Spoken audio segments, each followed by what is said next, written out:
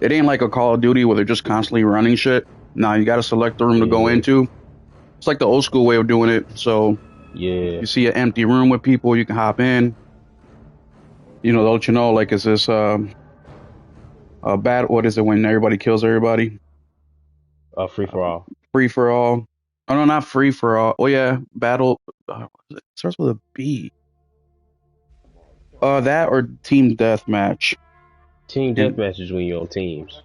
yes, yeah, I know. So those are the And two options you can and pick. free for all it was when like everybody for themselves, every man for themselves. Yeah. So those are the two that you can pick. But it's only up to 8 people on the free for all one. But either way, you can start your own room and you can do 2v2. You can do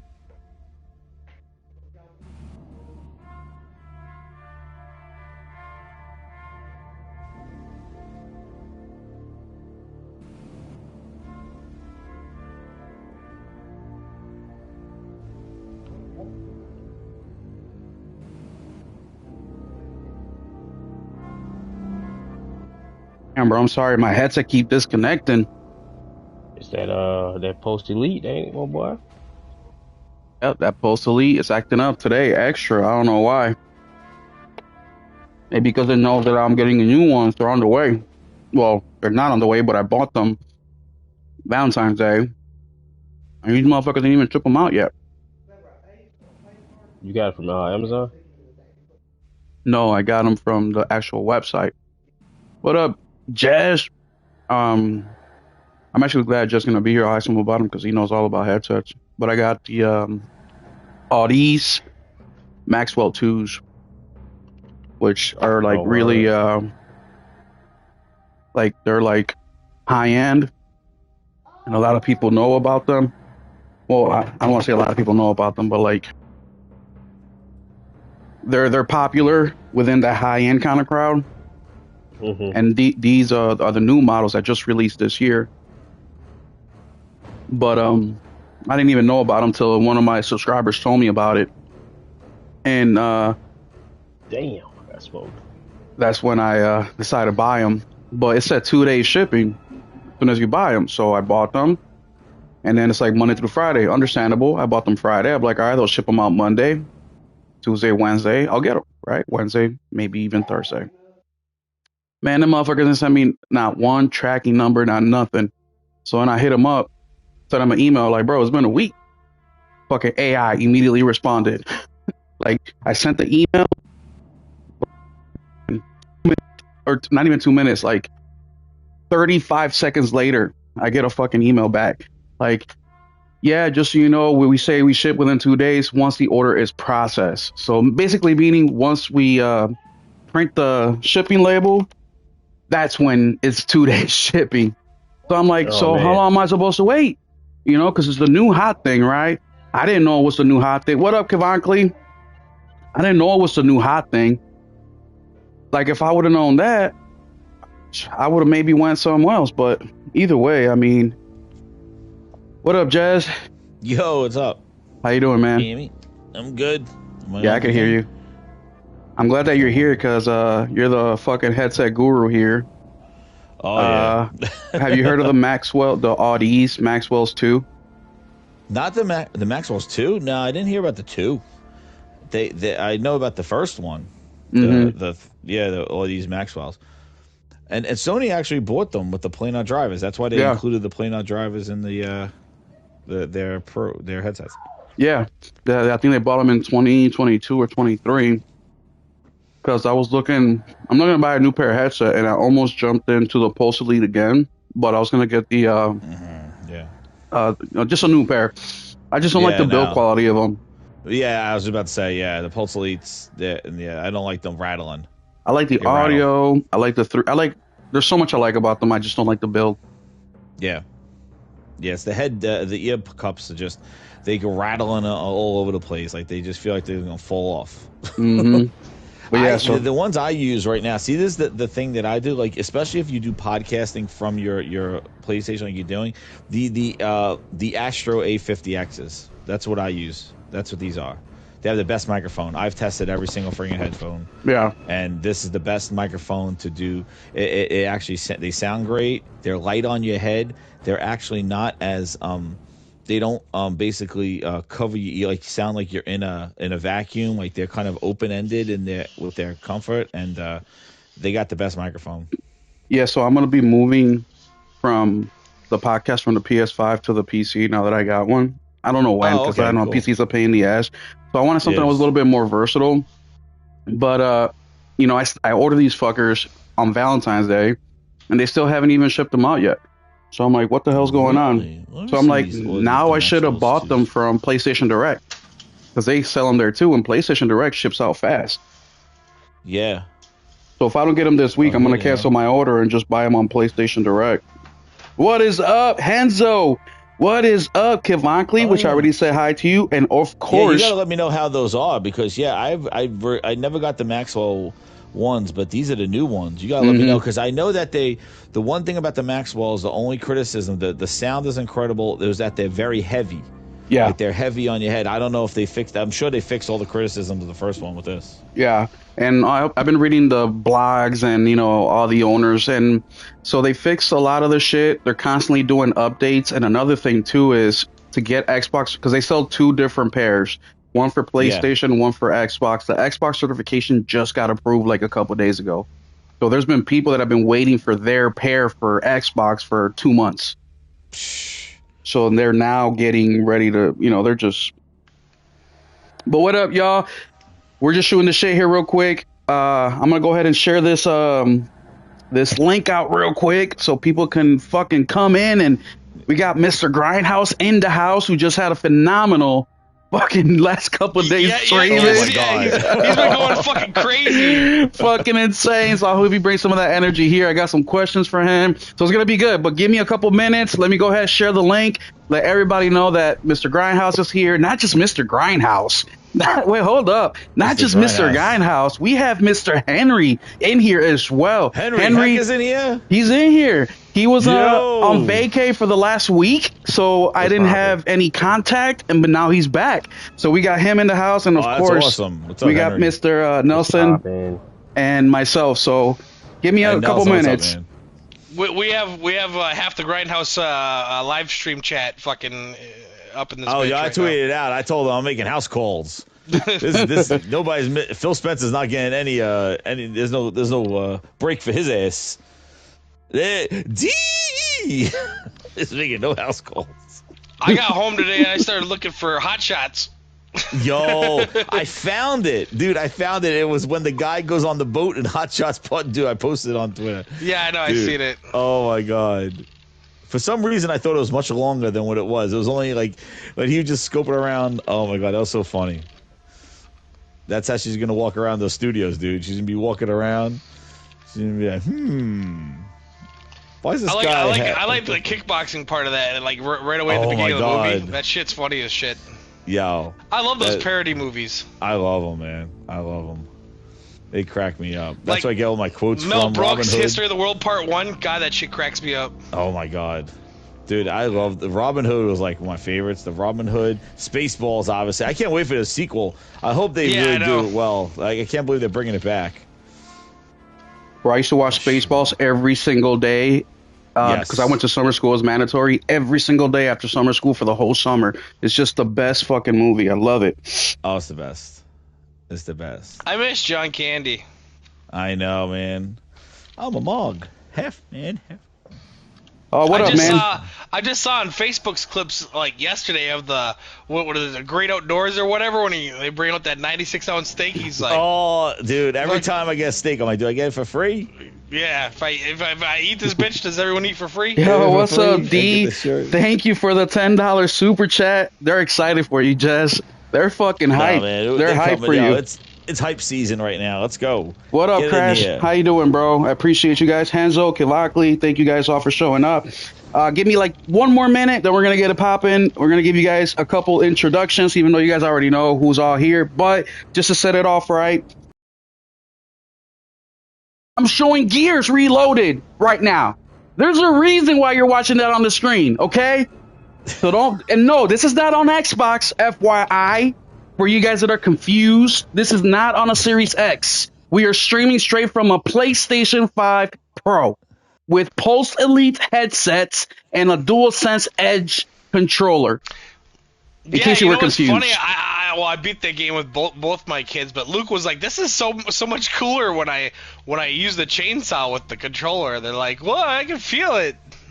Yeah, that's they thought that was just like the coolest thing. He's only 8. How do you podcast and do Gears Reloaded at the same time? Oh man. Hey, you know, that's some skill right there. If what do you call it? I normally don't play. I'm normally just paying attention. I leave it up for the guys. But if Xbox just took a little bit of what we do, playing games and talking, they would get way more done than needing AI to come in and fix their fucking problems. But we're gonna get into that. Hold up, you don't. I thought about putting the end of Dom or whatever is the end of Phil Spencer and Gears of War 3.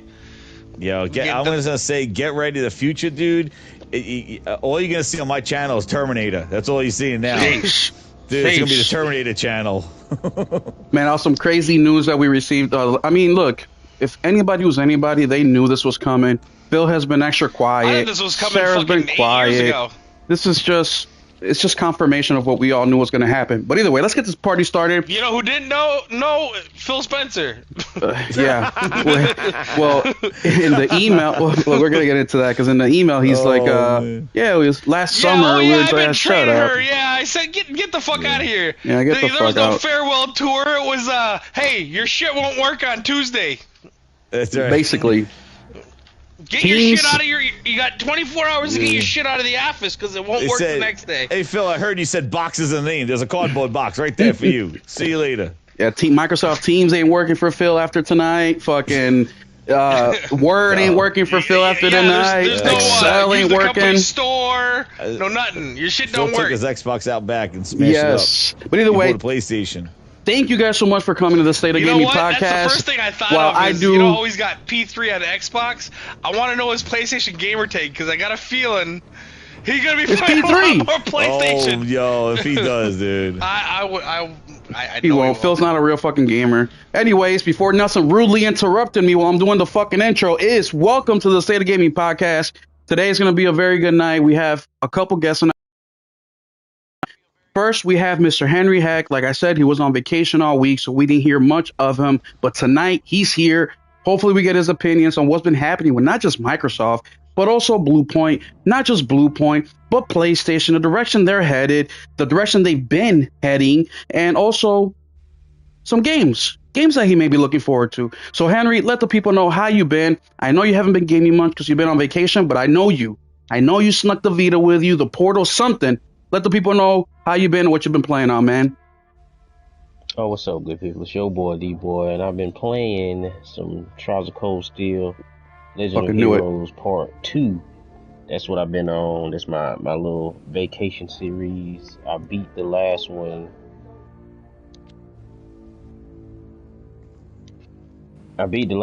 Just strictly playing it on vacation, so it took me a couple of years to finish that joint. On what? On the Vita? Yeah, on the Vita. Fire. And then we have, of course, Mr. Grindhouse himself. Like I say, the only guy on all YouTube that I am a member of. And I've been a member for a couple years now, and he's the only one. Mr. Grindhouse, Jess, how are you, man? Let the people know how you've been, what you've been playing. Oh man, I've been good, man. It's been cooking season. Yeah, I've been doing real well. I've been playing Sons of Sparta, and I've been playing Ghost of Yote, getting ready for my the Shadows to come out in March. Yeah. But I'm really just like in a holding pattern right now, waiting for Resident Evil. Yeah, me too. That's me too. That's why I've been playing Resident Evil with Will. yeah, I'm just waiting for Resident Evil because that's when my season starts. I don't want to get involved until that comes out. Yeah, so I'm just trying to wrap up like some of the story elements, and then I was messing around with Sons of Sparta. And then really Resident Evil, wrestling, and then what is the friggin' the other Crimson Desert? That's like my roadmap right there. Yeah, very similar to me here on the channel. I've been streaming basically nothing but Resident Evil. We have something called Resident Evil Week that started Friday, and we're gonna drop one Resident Evil content or video every single day, and then we're gonna end it off with Resident Evil Requiem Will It Play with No Internet video on Friday. But it's my birthday Thursday, so I took Thursday, Friday, Saturday, Sunday, Monday off. So thank you. So I'll be playing a shit ton of Resident Evil. I already told my family. They sang happy birthday to me today. That's why I didn't play many video games. Because I'm like, look, Resident Evil's coming out. I'm an old ass man. We don't need birthday parties. We don't need shit. If you guys want to stop by, say hi, you can do that. But I'll be in front of the TV with Resident Evil. So yeah, I'm hyped. We've been streaming. I beat Village on the stream with you guys. We beat Resident Evil 2 Remake, second run with Claire. We beat Resident Evil 4 Remake, Hardcore Mode. That was a blast. And we started with Resident Evil 3. We're about halfway done with that. And if we finish it before 9 comes out, we'll hop into 7. You'll finish it. That's only like 6 to 8 hours. Yeah. So yeah, we're doing Resident Evil in the house all day. And then me and Nelson, of course, been co-oping Resident Evil 6, which we just beat the...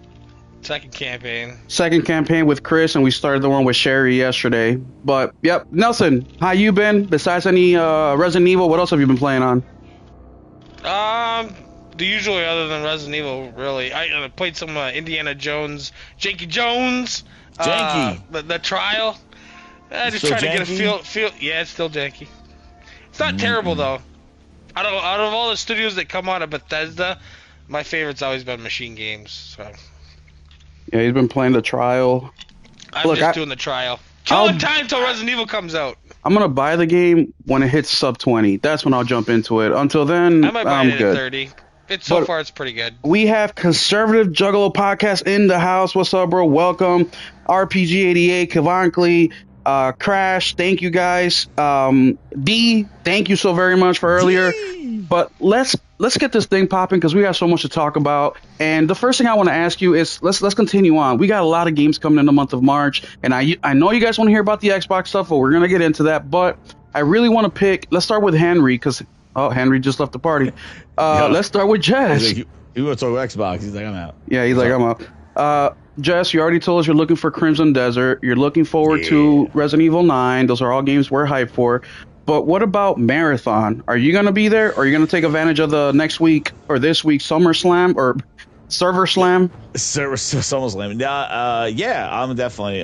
Yeah, because that's going to be the determination whether I could not pre-order it.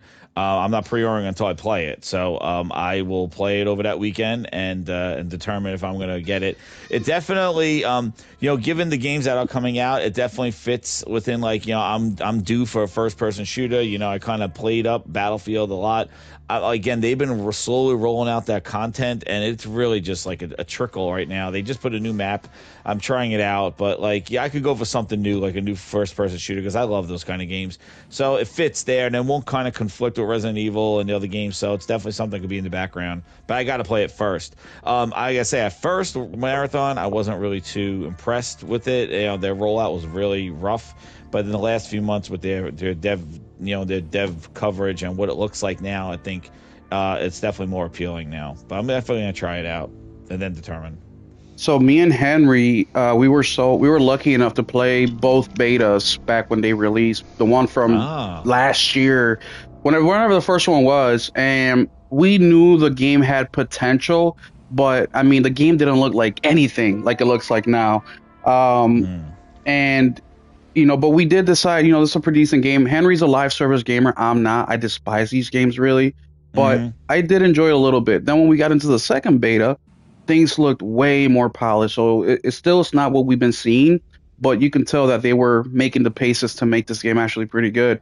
And then with the fallout they've had in the last couple months, to me, it's been a beautiful rollout. The way that they just put everything out there. They've been dropping the characters, doing the whole stream with the live streamers and shit so people can actually see the game, and now doing a server slam. I think it's the best thing they could have done.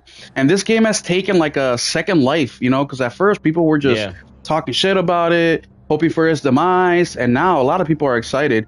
So I probably will not be partaking with the server slam because I already played it and I pre-ordered it, which is something I never do, but I did it for Henry. Henry did me a favor, and I say, hey, I'll pay you back, and I'll play this game because he really wants me to play it with him. But outside of that, I'll skip out because Resident Evil 9 is there, and that's what I'm going to be focusing on. But what about you, Nelson? Are you going to be checking out Resident Evil for the server slam? Or I'm sorry, Marathon. Probably not because of Resident Evil. Plus, it comes out right around that time that I'll be playing instead. Fucking what's it called? Legends, baby. Legends. Legends comes out too, yeah. Well, here I got the whole list. I love Legends. We have Legacy of Kain Defiance Remaster dropping in March. We have Scott Pilgrim. We have Marathon. We have Planet of Lana 2. Slay the Spire 2, which I know that game did pretty well, but that will only be an early release on early access on PC. We have Legends. We have 1348 Ex Voto, Fatal Frame, Crimson Butterfly Remake, which I'm super excited for. We also have MLB The Show, 2 live service games in the same month for PlayStation. We also have Crimson Desert. That's going to be towards the middle of the month of March. We also have Dynasty Warriors 3, Mouse PI. I mean, the list just goes on and on and on.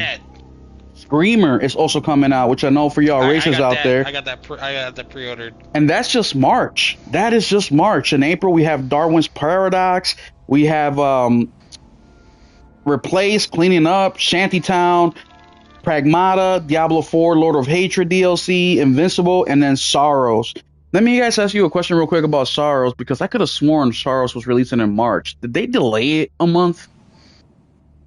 Do you know if they did, Jess? Well, they did last year. It was supposedly come. No, not now. Last year they delayed it. So like it was supposed to come out in March, but then when then they delayed it a month to April, and then Marathon's coming out in March. Okay. It's not delayed anymore. No. No. Still coming in April. Because I could have sworn when they announced it, it was supposed to be March, and it makes sense. I would have done the same thing. Last year. Like I think it was during one of their state of plays where they showed Wolverine. The one where they showed Wolverine, they showed that Sorrows was coming out in April. Yeah. That's dope. So a lot of gaming for you guys, a lot of variety. If you're the type of person that says there's nothing to play, I don't know what to tell you. Like, if you cannot find something to play in the next couple months, you just don't like gaming, dude. I'm going to be real with you. We got Resident Evil 9 dropping in 5 days. After that, we got Marathon for the live service people, Crimson Desert. Even if you want to play old school, we have Fatal Frame. There's a lot of shit. So keep an eye out for that. We'll be doing Will of Place with No Internet here on channel for a few of these video games. But let's get into Bluepoint before we get into Xbox, and that's the perfect order to do it in. But I've seen advertisements for $100 for, I don't know if it's extra or premium or whatever. For what? But for the PlayStation Plus. No, that's for the year. That's for the year subscription. Yeah, I know, but I don't know which one. It's premium. It's either. Oh, that's a hell of a deal. Yeah, it is.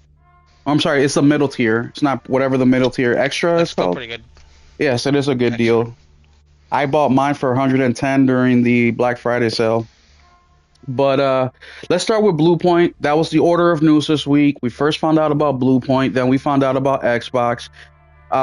With Bluepoint, look, it's unfortunate, but Bluepoint, we got a leak that Herman Holtz sent out an email company-wide that they're shutting Bluepoint down. They're going to try to save as many jobs as they can from that studio, but unfortunately, they won't be able to save everybody.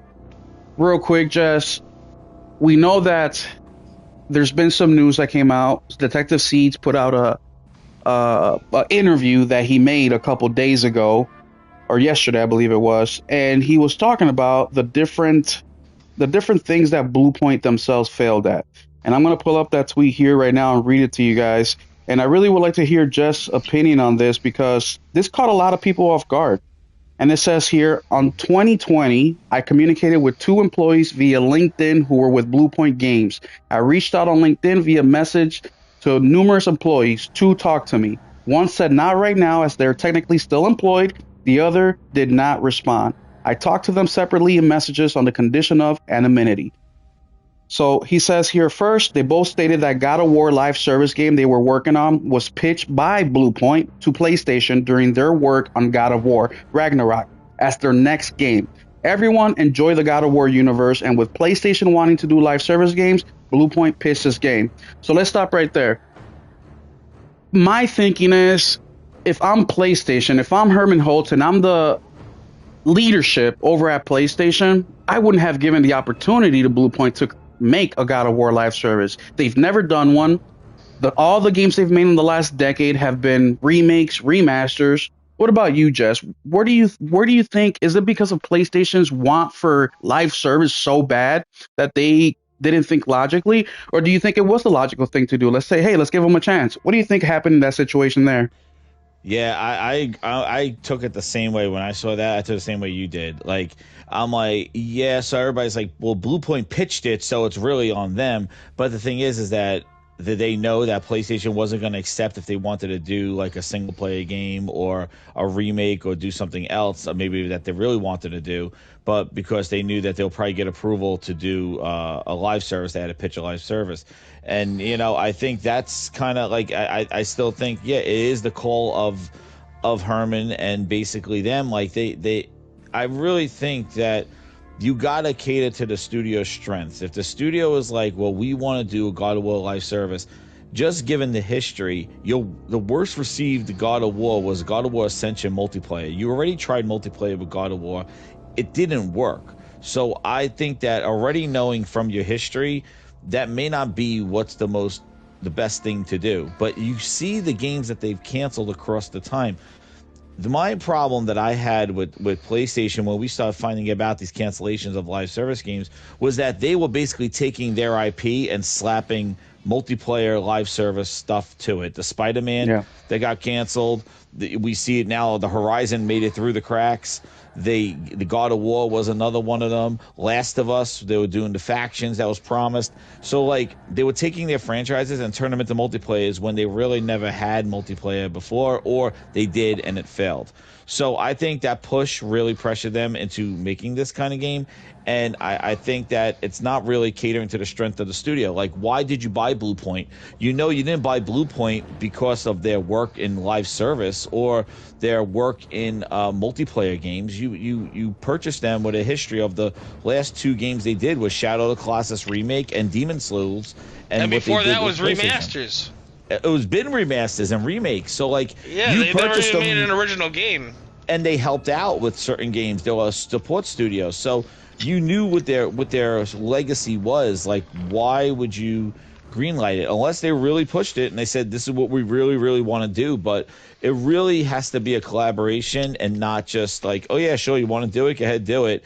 And knowing like, hey, that's really, it's a risk, like, and letting them know what the risk is. Like, you've never made anything from ground up. Let's start with one of the hardest things. And also, they never, like, if I was Herman and they were like, they really, really wanted to do it, I'll be like, well, the risk is, like, you haven't done this before, and present challenges and see how they're going to present. Like, there should have been more of a conversation that maybe Herman could have or Herman, whoever the hell was making the pitch, Jim Ryan, or whatever like that, whoever accepts this stuff. But I just think, I think it was just a mistake. I think it falls onto the whole bullshit of owning companies. I think this horse shit, like this whole acquisition season, everybody had to buy everybody, and there was no reason to. Like, and look what happened with all these purchases. We've lost studios because people wanted to own them, and these studios were okay, but I think everybody got nervous and they wanted to get acquired for longevity of their studio. But they realized they made the devil. They didn't deal with the devil, Yeah. And now they close them. And unfortunately they're gone. Now, whether they get absorbed and they go to other places. And I think the biggest thing that got me, which I went on a rant about, was the fact that they announced the God of War trilogy remake 4 days later before they shut down the remake studio. Yep. That's what I said, because I was like, oh, Bluepoint's on it. And then I was like, no, they're not. That was the craziest part. It's not like Sony shied away from remakes and it's like, yeah, we're not, that's what they've been doing. Well, Jess, another thing too, and real quick, I want to give a huge shout out to, and what's up, Lunchi?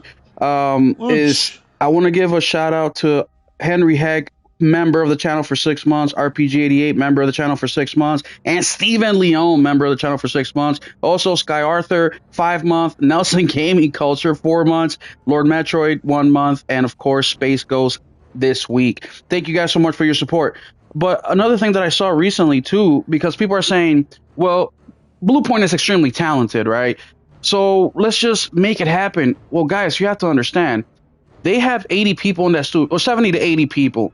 Up a couple months ago, they had up to 180 people. These are developers, right? They're professionals. Their salaries are not, they're in the 6 digits here. Very little of them are in the 5 digits. So just to maintain the studio is costing a couple $1 million a month, just in salaries alone.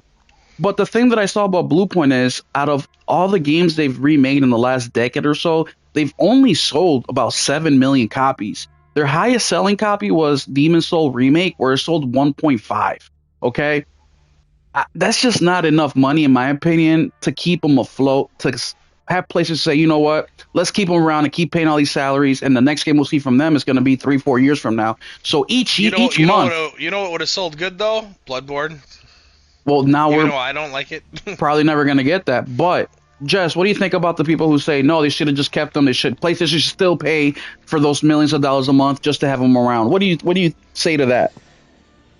Well, the thing is like they purchased them. They took on the ownership of the company, like of the studio. Like it could have been easily like before.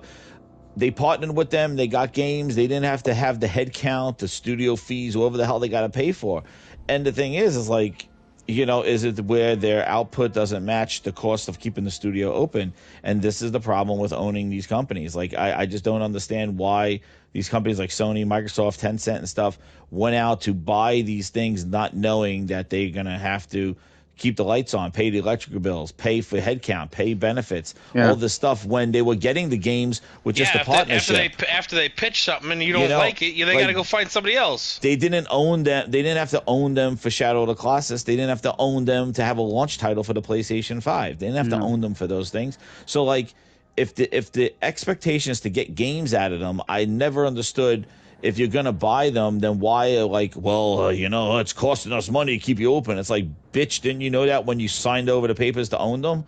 And the thing is like they've been waiting to cook stuff, and you're banking on, you got your other studios. Like, it's not like they're pumping out games. Like, they're not like all Insomniacs that are just putting games out there. They've been kind of cooking a long time. I don't think it's fair to treat that small studio with 70 people going like, yo, you didn't get a game out in 6 months. We're not keeping 6 years. We're not keeping you open. And meanwhile, you got the Naughty Dogs and all that other stuff making remakes. 10 times the overhead. 10 to 15 times the overhead. Yeah, but they know that they're going to make a banger. Like, it's just, it's sort of like you can't really hold them up to it was mismanagement. This live service push from Sony, it just screams I'm very surprised how calculated they were in the PlayStation 4 generation and even their PlayStation 5, that they messed this live service thing up so much and they went so deep. They made they went a Phil Spencer move, diving headfirst into the deep end with this live service shit. And it's like, why couldn't you just have 4 or 5 service games? And I thought they were just buying these companies to make a live service. Like, okay, Firewalk, you do live service. Haven, you do live service. We're going to let our other studios do what they do best. And now we found out they took their studios and they told them, you do this best, but we want you to do this now. And it's like, yo, that's the kind of shit Microsoft did. They turned them into PC devs. Well, let me ask you this. Another question in regards to this, because people are comparing Bluepoint a lot to what's Ben Studios, and they're saying, Ben hasn't released anything. And what I say to that is, Ben has not released anything, but they probably got some good ideas or something they're working on that PlayStation is at least interested in keeping going for now. For now, that upgrade, that PS5 upgrade version to that's true. They did put that out. Yeah, maybe that was like their lifeline.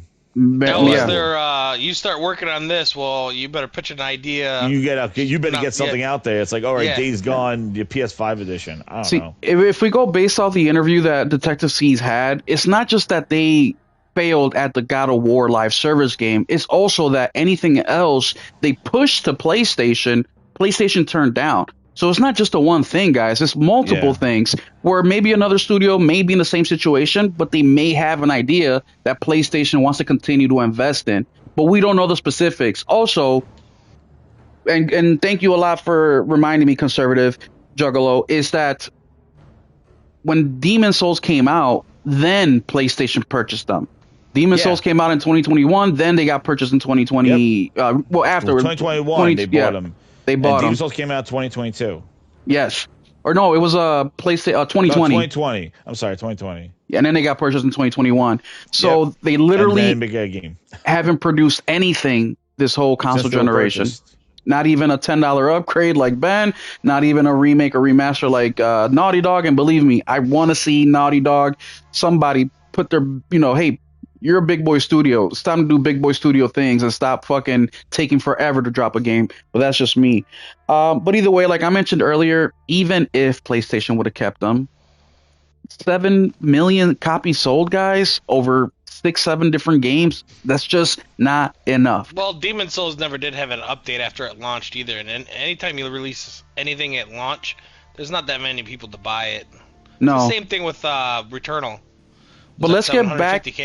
Let's go back into PlayStation, because PlayStation here aren't the saints. A lot of people, you know, their anger towards PlayStation was a little unnecessary, right? Because, hey, Bluepoint they didn't pull up their end of the deal neither. But I also don't want to let PlayStation off the leash here, because they've been fucking up. For PlayStation, Xbox always swoops in and fucking covers them like a fucking jumps on the grenade right after they have bad news.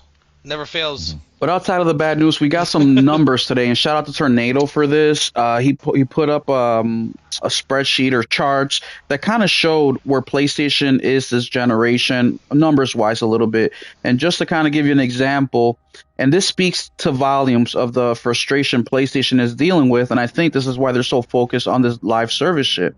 Basically, PlayStation has this console generation, or it could be this year, it's like last year, 2025, they did like $27 or $33 million in revenue, right? So it could have been at the beginning, I don't remember. But profit was only about $3 million. So they're making almost 30-something million dollars, but they're only clearing about 3 of that. That is a huge, huge discrepancy there, where Nintendo is doing 20-30%. Xbox, we don't know. They never put their numbers out. But that is a huge difference in what they're selling and what they're actually taking home. Jess, do you think that is why PlayStation is not thinking logically right now? They're saying, hold up, we're only taking home $3 billion. Like, we need something here because this is not enough. What do you think about that? You know, I remember when Hotoki came on, he basically was saying that, you know, he's going to reevaluate the studios and he has to make sure that they're all profitable. Like, he saw very extensive expenses from the studios, and that they were not, you know, their output wasn't matching their input that they're getting and the money. So he was going to make sure that they, you know, start working and with that in mind with budgets. So like I could see them, but you want to know what? Like, I feel that they know what they got their hardware, they got all these studios, like that's their problem. Like, I really don't know what the hell they've decided to shut down and close, because you're sitting there, you want to talk about 7 million, and I know a lot of people don't like the Grindhouse for this, but I'm gonna tell you, I'm not very impressed with that Horizon Hunter shit. How much you think that's gonna sell? But that gets greenlit though. Yeah. And we sit here to this day, and again, Factions got canceled again with that. I feel when you look at the popularity of Arc Raiders, it's like that's basically Last of Us. Like, how the hell could you not? That thing would have broke ice. And you're going to put out some hero shooter. You're going to put out some friggin' Horizon, which is known for beautiful landscapes and stuff. The Saturday morning cartoon version of it, where they're fighting one enemy sitting there trying to take a shit, and 3 people just beating the shit out of it. Like, I really don't know who greenlit that and thinks like, you know, oh well, that's gonna make some money. Why? Because it's a passion project. Same thing with the you know, with the God of War thing, Sons of Sparta. Like, you know, that's a passion project. Like, not everything's gonna be selling millions and gajillions. So like, those games are getting greenlit and those games are getting released. Why some get shut down and some don't? Like, I don't know. Like, and that's kind of, there's no standardization here, because like you seem to Bend. That's a bigger studio, and they really haven't done anything. They almost doubled the size of their studio, and now they got nothing. And they, same thing with Marathon. Like, you know, Marathon's a whole other situation. They bought Bungie. Bungie came in, and you know, Bungie, you know, and I think Bungie scared the shit out of them with this live service stuff too. Like, I think Bungie has been like the problem, because they showed up and they basically, you know, scared the shit out of Sony, going, "You don't know this live service thing. Like, let us show you." And it's like. And then they second guessed all this stuff, and I think Concord opened up their eyes too. Yeah, you know? That was going to be my next question: is with Bungie releasing in a couple weeks and the Server Slam happening this week, how important is it for Bungie to succeed for PlayStation? I mean, we talked a little bit about the numbers and the $3 billion versus 30-some billion. The invested money into Bungie, what, $3 billion, $1 billion was for retention. Like, do you think and once again, the thing I want to remind you guys, hey, what's up, Hero? How you doing? Tariq? The problems of today in the video game world aren't fixed today or tomorrow. They're fixed 3-4 years ago. Okay, just remember that. So the problems that we see today are not going to get fixed for a long time. That's why when you have a problem in this industry, it's a huge fucking problem. What's up, PS5 Blow? Thank you for showing up. It's a huge problem. So it's going back to Titanic, not a fucking rowboat. Exactly. So going back to Bungie and Marathon real quick. How much do you think PlayStation is hanging on Bungie's success, on Marathon success? Do you think that they're really relying on this? Or do you think that if it fails, it'll do okay? They'll still have another record-breaking year like they did last year, like they did the year before that, and the year they did the year before that. What do you think about that, Jess? I think that the thing with Bungie is that they will. I think for them, it really doesn't. They kind of probably want it. I don't think they want it to fail, but I don't think they would mind because I think there's a lot more that business thing where they could get to kind of take their board over, which I think they already did. But because they cannot act independently anymore. So I think if it does not work, then I think Sony then just takes over their full board, and then they will just determine what the hell Bungie does, and they'll lose sort of that part independence that they have. But if it does well, it'll definitely give Bungie more leverage to kind of stay independent and not have Sony. But I think they actually took over. I think they actually last year Sony was like enough is enough, but I don't think they fully took over. But I think they started taking over their board, and I think there's some sort of other thing there because they're not a normal studio. There was some sort of independent thing where they wanted to act independently. If they could pump out some money, they'll keep some of their own independence. But I think that's kind of coming to a wash, and hence why they need to they pushing out this game Marathon now at the last part of the quarter, because they're going to make that determination. Like, we keep you as is, or do we fully just constantly take you over completely and you become a full-blown studio where we own everything about Bungie? Yeah. So I think there's a lot of things. 80-year projects, more or less.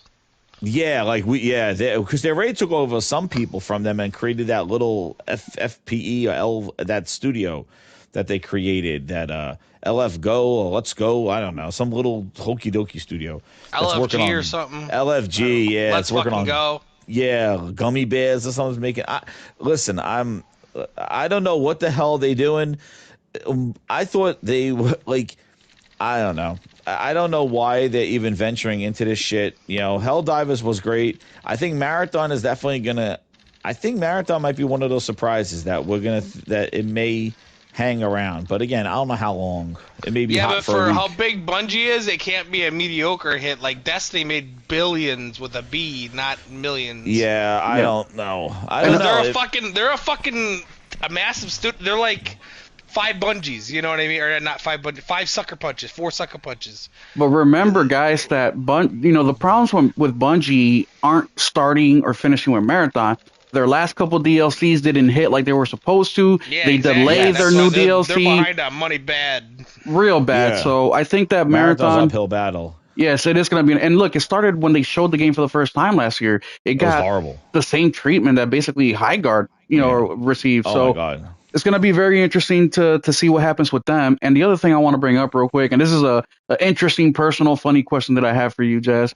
Remember when Ninja Theory got purchased and the CEO was over here in a yacht in Europe talking about we're taking scenery for the new game. Oh, and he was doing coke with strippers and shit. Yeah. Yes, that guy wild. Yes, wilding out, right? With boats and hoes, I called it. And I said, and the reason I'm bringing this up is because of Bluepoint, right? And I'm like, is this a situation where, similar to Bungie, where you're the all-star ball player, you signed that 10-year, $300 million contract, and now you play mediocre because you don't have that hunger anymore? You think that may have happened with Bluepoint? It's all guaranteed money, no incentives. No incentive. Do you think that happened with Bluepoint?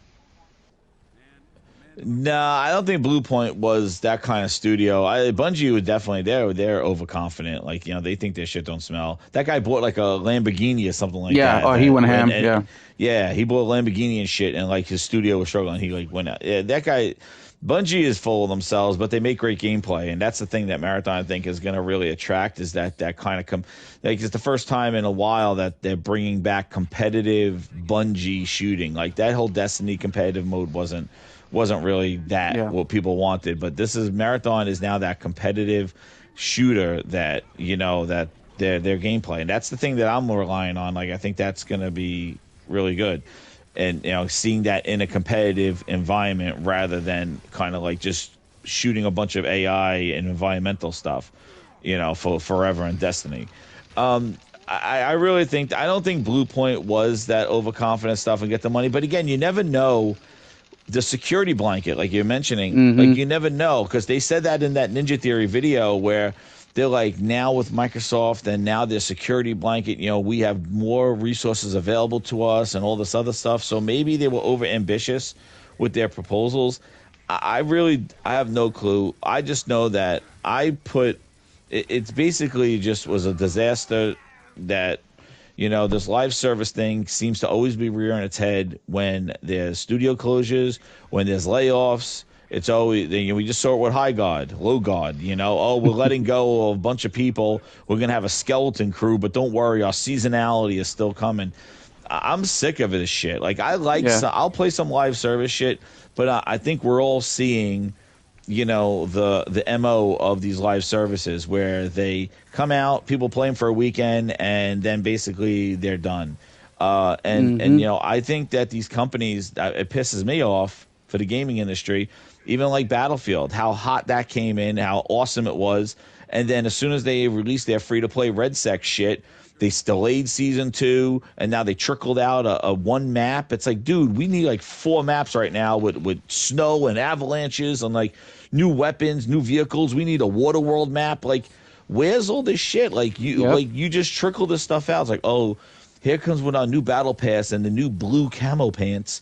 We're getting one map. It's like, fuck this. Get the hell. Like, it just annoys the shit out of me. Like, it just bothers the shit out of me that they come to you with these live services, but they don't want to support the service. They think by putting blue camo pants, yellow camo pants, that's going to keep people excited. I'm like, you're not Fortnite. Like, Fortnite could grab Nicki Minaj and throw her ass in the game. Yep. Yeah, nobody else can afford to license something every goddamn week. And Call of Duty found this shit too. Like, you can't, like, people are not interested in specking out their army guy with like goggles and blue camo and purple. Like, there's only so much you can do. Like, oh, he has a cool backpack now. Like, there's only so much you could do with skins in a realistic based game. Like, so that's why they had to bring in all these celebrities and shit, because people, like, you're not flexing because you got the new, blacked out backpack. Like, there's only so much you could do when it's based in reality. Yeah. And that's why these army games and all this other shit, like, they just try to do with like fancy guns. Dude, they have like a marijuana gun in fucking Call of Duty. They got the lizard. I have a lizard running around that has all weed coming off his head. Fucking running around. A clown suit. I'm like, what the fuck? Ninja Turtle. Yo, and then maps. I played Ninja Turtles on the friggin' map on Call of Duty where it was just the apartment. It's like the smallest map, and everybody's just dying. There's 20 people in like one apartment building. It's like, where's the landlord to call everybody, to call the cops? Because it was like 20 people in one apartment building and a bunch of Ninja Turtles. Like, I'm like, this is fucking comical. I throw a grenade, I get 6 kills, and then I die as my grenade's blowing up. I'm like, is this fun? Like, this is stupid. Mm-hmm. Yeah, for a couple years now, Jess, I have been getting attacked from the ponies because I've been talking about how bad these state of plays are, mainly because they're riddled with live service games. And I'm like, the same thing I just mentioned a little bit ago. I'm like, if you guys are having, like, what do you think is going to happen in a couple years when they don't produce these live service games? Look, they're thankful that they have Sorrows coming out. They have Tolcom and I forget the third one, Wolverine, right? But what do you think is going to happen next year? Is Bluepoint going to finally put out their game? Is Naughty Dog going to finally put out their game? Like, what's going to happen? Bluepoint no longer exists. Band is probably going to be next. I don't know. Media Molecule after that. We haven't seen shit from Media Molecule, and I don't even know how long. What was the last game they even did? Who knows? Like Dreams, 2018. Which failed. I don't know. It's just, I've been talking shit. I tried to be vocal about it. People told me to shut the fuck up. They said I'm a glutton for games because I beat so many games. Like, oh, you just beat so many games, so you want so many more games. And I'm like, guys, if they're spending all this money, here we go. I have the list right here. Japan Studios closed 2021. Pixel Opus closed 2023. You can really blame, though? Gamers these days, because that's what the fuck they play. Neon Koi closed 2024. London Studios closed 2024. Firewalk Studios 2024. Bluepoint Games 2026. Yes, gamers do play that game, but let's not act like PlayStation doesn't drop a fucking single-player narrative-driven game and don't sell 10 million copies. Let's act like that doesn't fucking happen. All of them. What PlayStation game has failed? What, besides Returnal? What other game hasn't sold a shit ton of copies from PlayStation? All of them.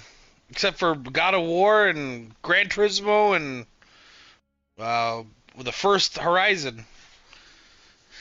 First Horizon sold over 20 million copies. What are you talking about? I said other than the first one. Second Horizon sold 15. There isn't... How do you know? Because unlike you, I prepare myself for these conversations every Sunday night. Shut up. Point is, they sell a buttload.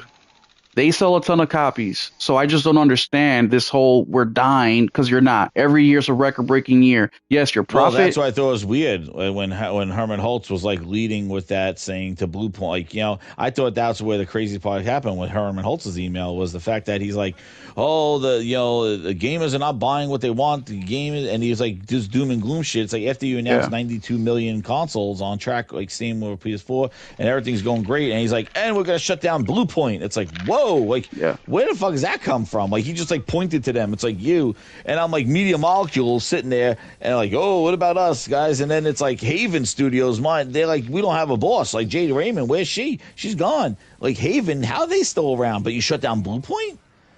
Like Haven Studios, is Fair Games that good? Like, is that good? Because we haven't seen it in years. And then Media Molecule, dude, they put out Dreams. They didn't even put Dreams on PlayStation 5 updated version. No. And didn't even put a VR version of Dreams. What is Media Molecule making? Yep. That's another studio that's been forever. That came out with Detroit Become Human. Fire Sprite. That's how old Media Molecule. I don't know what the hell. Like, I used to like. Fire Sprite was bought around the same time Bluepoint was. They still haven't come up with a fucking. Fire Sprite is closed, bro. Well, Fire Sprite made the VR game. I'm sorry, Firewalk. Firewalk Studios closed. That was Firewalk. Firewalk shut them with Concord. Fire Sprite made the VR game, the Horizon. Yeah. Wow. Yeah, I don't know. Like, I think it's pretty wild that a lot of their studios right now have been taking so long to make games. And again, I don't like, you know, they can say like, oh, games get more expensive and stuff. It's like, be careful what you say, because if you say like, oh, games, it's getting too much to make and all this other stuff, and you know, Microsoft did the same shit like with Forza Motorsport.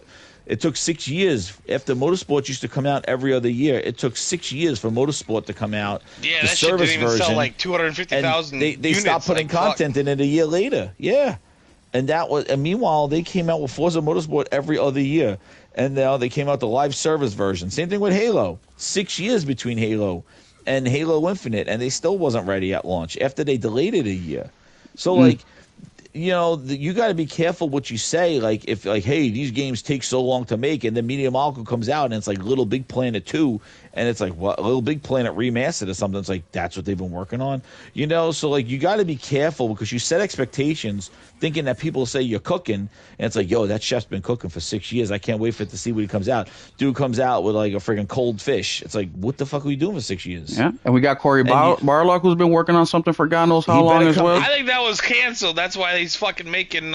So I don't know, man. Like, Corey's game, he even teased his game when Ragnarok was coming out. Like, he's like, oh, I'm working on something else. These are the other guys working on Ragnarok. I'm doing my game. And that was when Ragnarok And now they're making God of War remake, so I think that's what they're doing now. I think that shit got canceled. No, I don't Corey's think so. Making his shit. No, he's making some big-ass game, I am sure. Yeah, I think so as well. They're not making him work on no friggin' remaster. They better not be. I mean, based on what PlayStation's been doing the last couple of years, who the fuck knows, bro? It's like logic has gone out the window. But either way, for those of you guys coming into the podcast now, thank you so much for coming through. Awesome, man. It does. It looks really good. Great. And the Wolverine, and you know, and then that's the good thing about Sony is that they come out with these things they don't even know, like Marvel Token. That XDev is really something that's crazy that they have. Yeah. So like, it's not like that. It's just a head scratcher that these studios are not because you got to think about it. When are they going to release? Like all next year, we're going to have Intergalactic. We're going to have, and same thing goes with like Insomniac. As much as they're cooking, like there was no DLC for Spider-Man 2. Like I can't believe you let that world just kind of $300 million game, and you're not gonna the best selling onto that. The best selling PlayStation game ever. Right there. How? Like you had 3 DLCs with a whole Hammerhead story arc with the first game, and dropping suits all the time. And how the hell did you Spider-Man 2 just not have a Venom DLC or anything like a spin-off or Black Cat comes back or something like that? Like nothing. Yeah, no. And remember, I couldn't believe it. Like I said, Spider-Man 2 was the best selling PlayStation game ever, guys. Yeah, the best. So Carnage, I don't know. This isn't like just me talking shit. No, literally, the numbers are Spider-Man 2 is the best-selling PlayStation game ever, and they still couldn't do shit with it afterwards. And yeah, I don't know. They had. And what is it because they were making that Spider-Man multiplayer game? Like, is that the thing? Remember that 4-person Spider-Man multiplayer that leaked and got canceled? Yep, got canceled because they were doing that and not DLC. They worked on the Spider-Man multiplayer, which. Dude, I have to say, I think Spider-Man multiplayer would have been fucking lit. But anyway, Spider-Gwen, all these different Spider-Man. I just think it would have been very hard to put content in. Because as quick as you move around that game, you fucking burn through that shit really I don't know. Fast. Like, it looked cool. I don't know how long it will last. But and that's what all these service games are, man. You don't know. I don't think people can say that because look how many of us are excited for Legends. You know what I mean? And people have hundreds of hours in Legends. It's just you have to do it right. And I've been saying this for such a long time. PlayStation just needs to do it like the PS3, Xbox 360 days. Do your fucking single-player campaign. Do your online multiplayer side to the game. If the online multiplayer side starts to take off, then build off that. But what they're trying to do is create a Fortnite overnight, and that's never going to fucking happen. Even right. Fortnite didn't create overnight. It took Fortnite a couple years to get to where it was at. Fortnite was an accident. It started as a house builder, like like a tower defense game. Look at what Saber has been doing with Warhammer 40K. They did a single player campaign that you can play co-op. They did the PvE mode and they did the PvP mode. Guess what took off? The PvE mode. So they keep putting into it. And even Marvel Rivals, didn't they have experience with the mobile version, and then they kind of made the console version? Yes. Yeah. See that experience with that?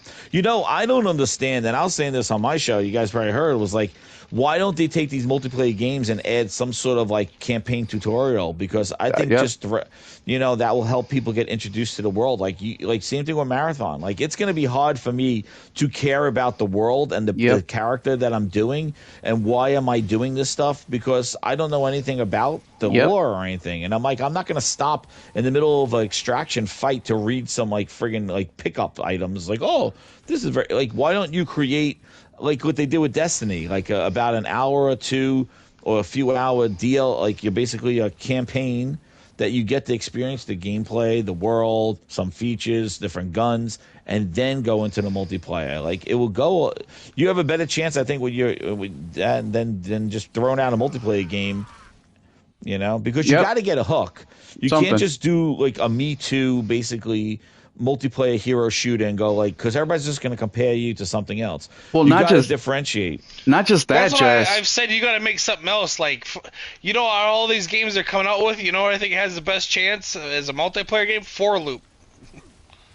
That looks pretty good. I like that. It does. It looks fucking fantastic. But it's different. You know what I mean? Yeah. When you look at it, you don't go, oh, it's another blah blah blah. Exactly. Insert fucking same thing game with name. Helldivers. Helldivers the same Exactly. thing. That's why I'm playing it right now, and I've played it every fucking day since it launched. Yep. And Jess, not just that, but I've been speaking for gamers like me, because I'm a single player gamer. I don't play live service games. I'll be playing fucking Marathon, and it's not even for me. It's because of Henry. He's my friend, so I want to be there for him.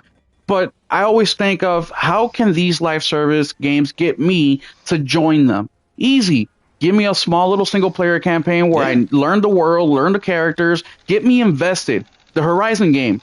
Am I excited for that? Fuck no. The only reason I'm excited, well, I am a little excited, but because it's Horizon, because I know the world, I know the characters, and I want to see what they do next. And that's why I'm going to jump in. Legends, same thing. I love the combat of Ghosts. Same thing with Marvel Rivals. Yes.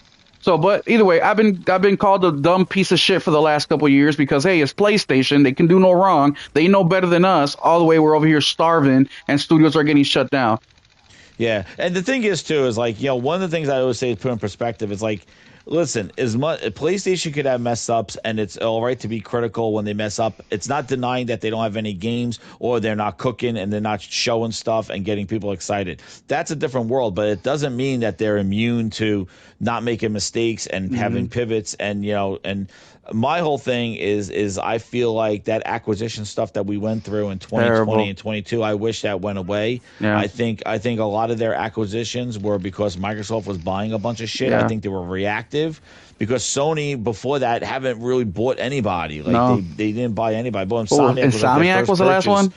Yeah, and that was like their first purchase in like years. And it's not like they didn't shut down studios before. They shut down Zipper and all that other stuff. But like the thing is that they really weren't that active in buying up studios, that especially ones they never worked with, like Fire Sprite. No, everyone was buying everything. They're like, shit, if we don't get something pretty soon, there ain't going to be nobody left. Exactly. So, like, basically... It was panic buying. It was panic buying. Same thing with Bungie. I think Bungie was a panic buy. And they were like, fuck, if we don't buy somebody, they're going to fucking buy them all up. And you want to know what? Partner with shit.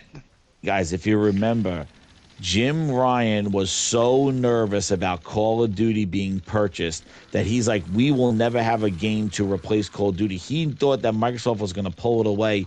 Maybe that's what made his panic of live service. Like, we got to spam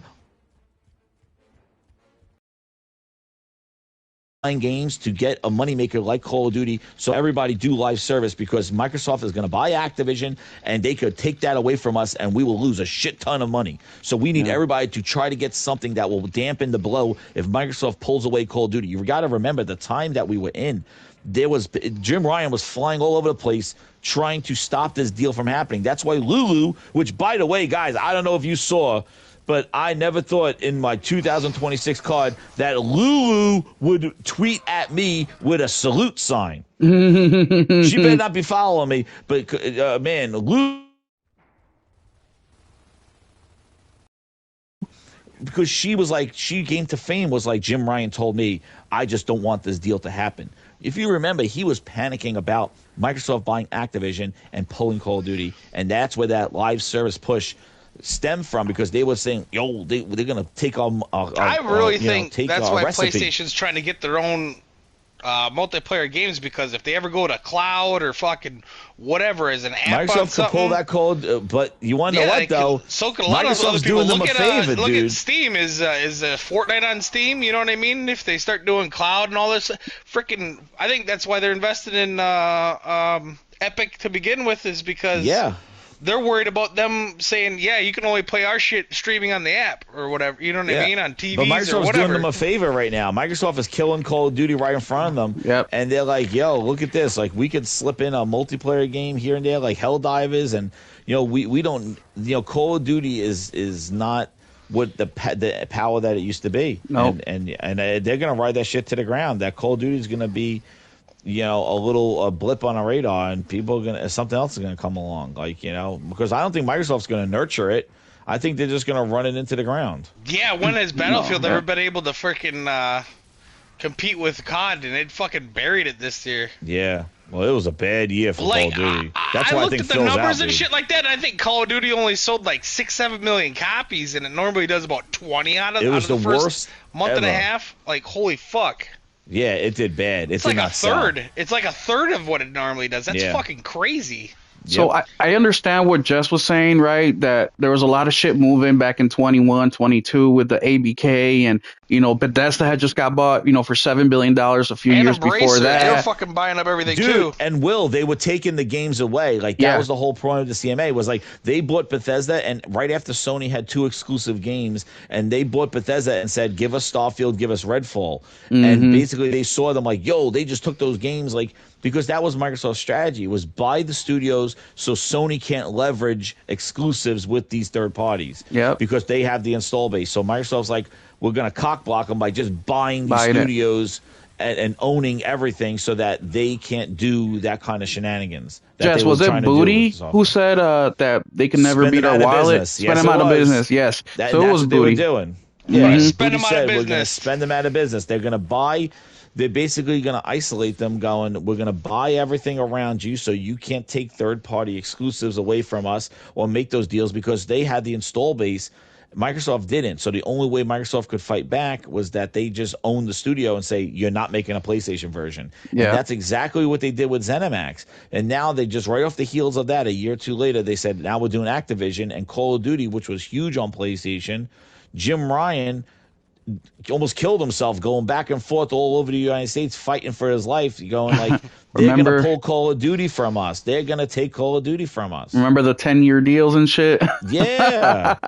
Dude, it was paranoia. Yeah. And they just went crazy, and they just said, we need defense for this. And you know, and that's actually the thing that pisses me the fuck off the most out of it all right there is because PlayStation, they played this whole situation incorrectly. You know, anybody, you know, when you sit down and think about this, it's like, okay, the times are different though. They were, but I remember saying this, and I remember a couple people talking about this. Like, okay, worst case scenario, Xbox does buy Activision, and they pull Call of Duty, right? Where's Xbox going to make up the 80% of gamers that play on PlayStation? Where were they going to pull that from? But remember, they have so much money that at the time it wasn't a... Yeah, I know, they can just outweight them until they die. You know what's so funny, and I know we'll talk about the Phil Spencer shit, but it's so funny hearing people go, the Activision was the fall of Xbox. And meanwhile, at the time when we were all sitting there going, dude, this is $80 billion. Where are they getting the money? They're like, they're the richest company in the world. Yeah, they don't need the pocket money. Change. They told me it was offshore banks or something like that. Like Phil Spencer, the drug dealer. Like, it's some offshore accounts that they got. It's a rounding error. Yeah, it's a rounding error. Exactly. It's like, dude, it's $80 billion. It's like, they got that. Phil got that in his couch cushions. Yeah, exactly. Like, oh, shit. And now they're like, keeps that in his ashtray. Yeah, and then they're like this. They're like, oh, my God, $80 billion. It put them on the radar for Microsoft, and now they're gone. Like, you hear them crying now. Dude, we were saying that shit. Like, dude, it's $80 billion. Where do you think they're getting the money from? Pocket change. It was the most dumbest shit. $80 billion, that's more than a lot of fucking countries' GDP. Yo, please. Yeah, I think that's like, oh, that's what happened.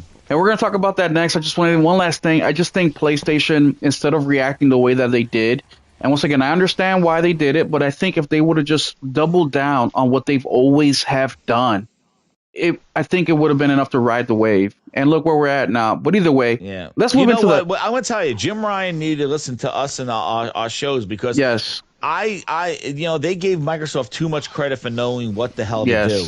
And if Jim Ryan just sat back there going, yo, they're a bunch of idiots, they don't know what they're doing with their stuff, he would have been fine. But instead, he gave them, like, he thought they were smart people. No. They're not smart people. I knew they weren't smart people. Absolutely. I was like, dude, they're going to run this shit into the ground. That's exactly what they did. Yep, that's exactly what they did.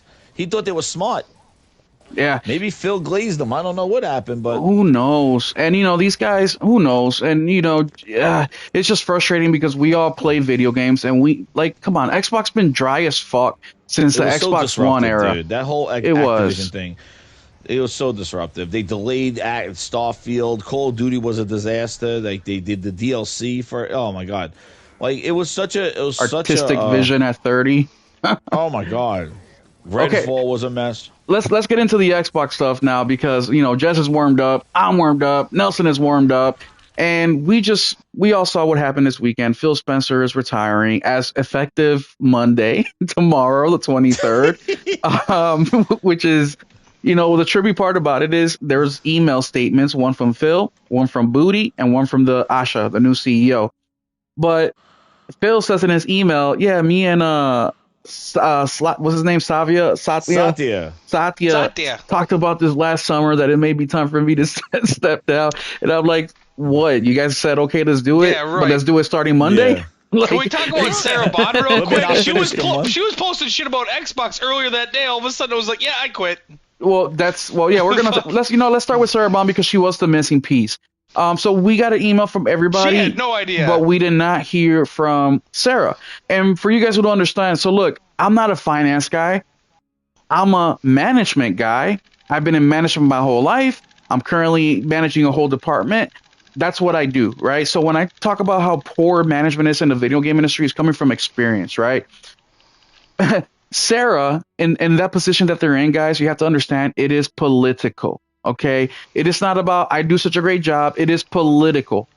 Sarah not being there, she's talking to Xbox in the morning, and by afternoon she's gone. It's because one, which this didn't happen, but one is she's so loyal to Phil that she said, you know what, Phil, I'm leaving with you. Or two, which is what happened, is they walked right over her ass. They're like, we don't need you. Jess, what was your reaction when you saw the news on Thursday? Oh, Friday? Friday, yes. First off, one of the things I went crazy about was like how, finding out now how it went down. The first thing I saw about them out was an IGN exclusive article from Shaggy Ryan McCaffrey. Yeah. Exclusive, it said. I'm like, exclusive. I was like, wait a second, what do you mean exclusive? And then I read the article and I was like, oh my God, it's like emails.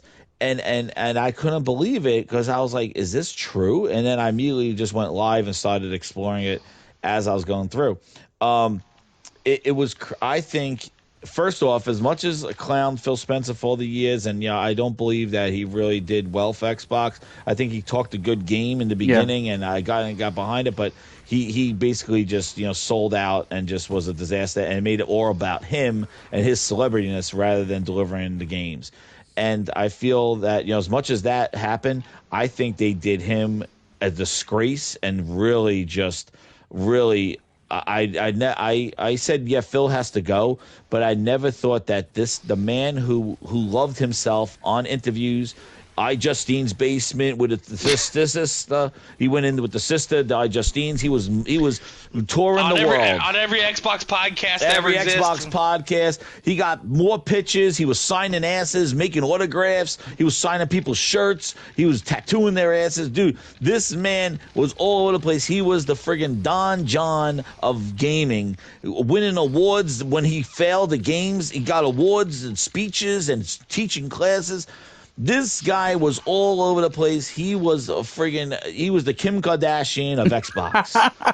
And these guys loved it. They bled for him. They screamed his name. Dude, he made a grown-ass man with 2 testicles cry because he showed up on Final Fantasy. Dude didn't even announce a game. Phil Spencer just made this man's testicles drop. Screaming his name, crying. Daddy Phil didn't even announce a game. The guy's just like... And Phil Spencer's here on the stage, and he's like, Phil Spencer? Phil Spencer? Dude, the guy cried. He legit cried like he was watching his newborn, like his baby come out. Like, oh my God, the guy cried. The power of Phil Spencer. This man made men's testicles drop. Didn't even have the own thing to say, a blog on the Xbox Wire saying, I am leaving Microsoft and Xbox, I'm resigning. Here's a picture of me. Here's my photo shoot of me saying goodbye and having the whole, I love all this messaging and handing the torch off to Asha. Dude, they took Phil Spencer and did the fucking Old Yeller to him. They took him out back and they said, we done with you. And you could take Sarah with you. And I think Sarah thought that she was poised for Phil Spencer's job. Yep. And Satya is like, nope, this is my bitch now. Asha's coming in here. Yep. And then he sees, I'm bringing my bitch to town. And then Asha shows up, and that's his girl. So, Sarah's like, well, I'm done with this. Like, Phil's been grooming me for 4 years. He flew me to Japan. I've been on every show with him. He made me lead the friggin' the Xbox ROG Ally X launch. Dude, that was all her show. She was doing the interview. She had her sizzle reel where she talked about how many people it took to make the button on the ROG. It took like 5 people standing around a table going, shit, let's put an Xbox button on there. And then ROG's like, bitch, it's not going to be a circle. It's going to be a rhomboid. It's like, okay, we'll make it a rhomboid. And then that was her thing. And then she thought that she was ready. And when Phil said, I'm leaving, Sarah applied and probably didn't get the job. And Asha just comes out of the nowhere. Like, she wasn't even around. She's 2 years a Microsoft AI person, and Satya throws her into this spot. And Sarah's like, bullshit. And she's gone. Yeah. And that's the way it went down. And I couldn't believe how dirty they did both of them. Yep. And it just shows that Xbox, I think, is dead. Like, it is dead as a brand. It is dead because if they wanted to keep that fan base or keep any kind of hope alive, they would have either put Booty in the charge or they would have kept Sarah. But Satya doesn't believe in Xbox. He never did. He always called it a Nintendo. I got that on record. He said, Nintendo's doing well. He hypes up PlayStation on his friggin' he got PlayStation on his friggin' financial reports. That's because that's where the money's coming from. Exactly. He don't need Xbox. Satya is a pony. That's it. He's a grade A pony. And that's what happened. And basically, he don't need Xbox. He don't need Phil. Like he never. And this is the thing. He never understood. That's why he kept Phil for so long, because Satya never understood what the gaming culture is and what Microsoft and the 360 did to nurture that culture. What Xbox Live did. They are diehard Xbox fans that go to war for it, and they will buy everything. And they are basically. Those are the people that you start with, and they spread the good word. And Satya never understood that. Phil probably would tell him bedtime stories about it, but it never manifested into money, and it never manifested into the promises that Phil Spencer was making. He had this ideology that, like, oh, these fans will just follow me into Valhalla. And the real is that they stopped buying games, and I think the major culprit was Game Pass. Game Pass did not pan out the way they thought. They thought it was going to grow. They were going to throw a bunch of games in there, and everybody would just be buying all microtransactions. Because if you remember, when Game Pass first started, Phil Spencer was poo-pooing on single-player games on the heels of Horizon. He was like single-player games don't have the the impact they used to. Right after Zelda Breath of the Wild comes out and Horizon, and people love them, Phil Spencer was on record saying that he don't believe single-player games have the power anymore, what it is. Because what his plan was to put service games in, like Sea of Thieves, into Game Pass. So get people in the door for free or for a low price point of $9.99 or $1 bill Phil. And then we're going to feed them service games, and they're going to use the money they saved from not buying $60 game and pay for microtransactions. And we're going to have a whole bunch of them. And therefore, we're going to get all this. Yeah, everyone's going to play their free-to-play games here because they can get their other shit. Exactly. They would just get their first-party games that were all based on multiplayer services, live service, and that was their plan. Well, what happened was as single-player games started picking up, and the live service games and their games were just shit, and they ran into a rut, and then it turned on their head. And everything else is free. Everyone's playing free to play, so you don't need the fucking service anyways. They stopped buying games. Exactly. So they stopped buying the games.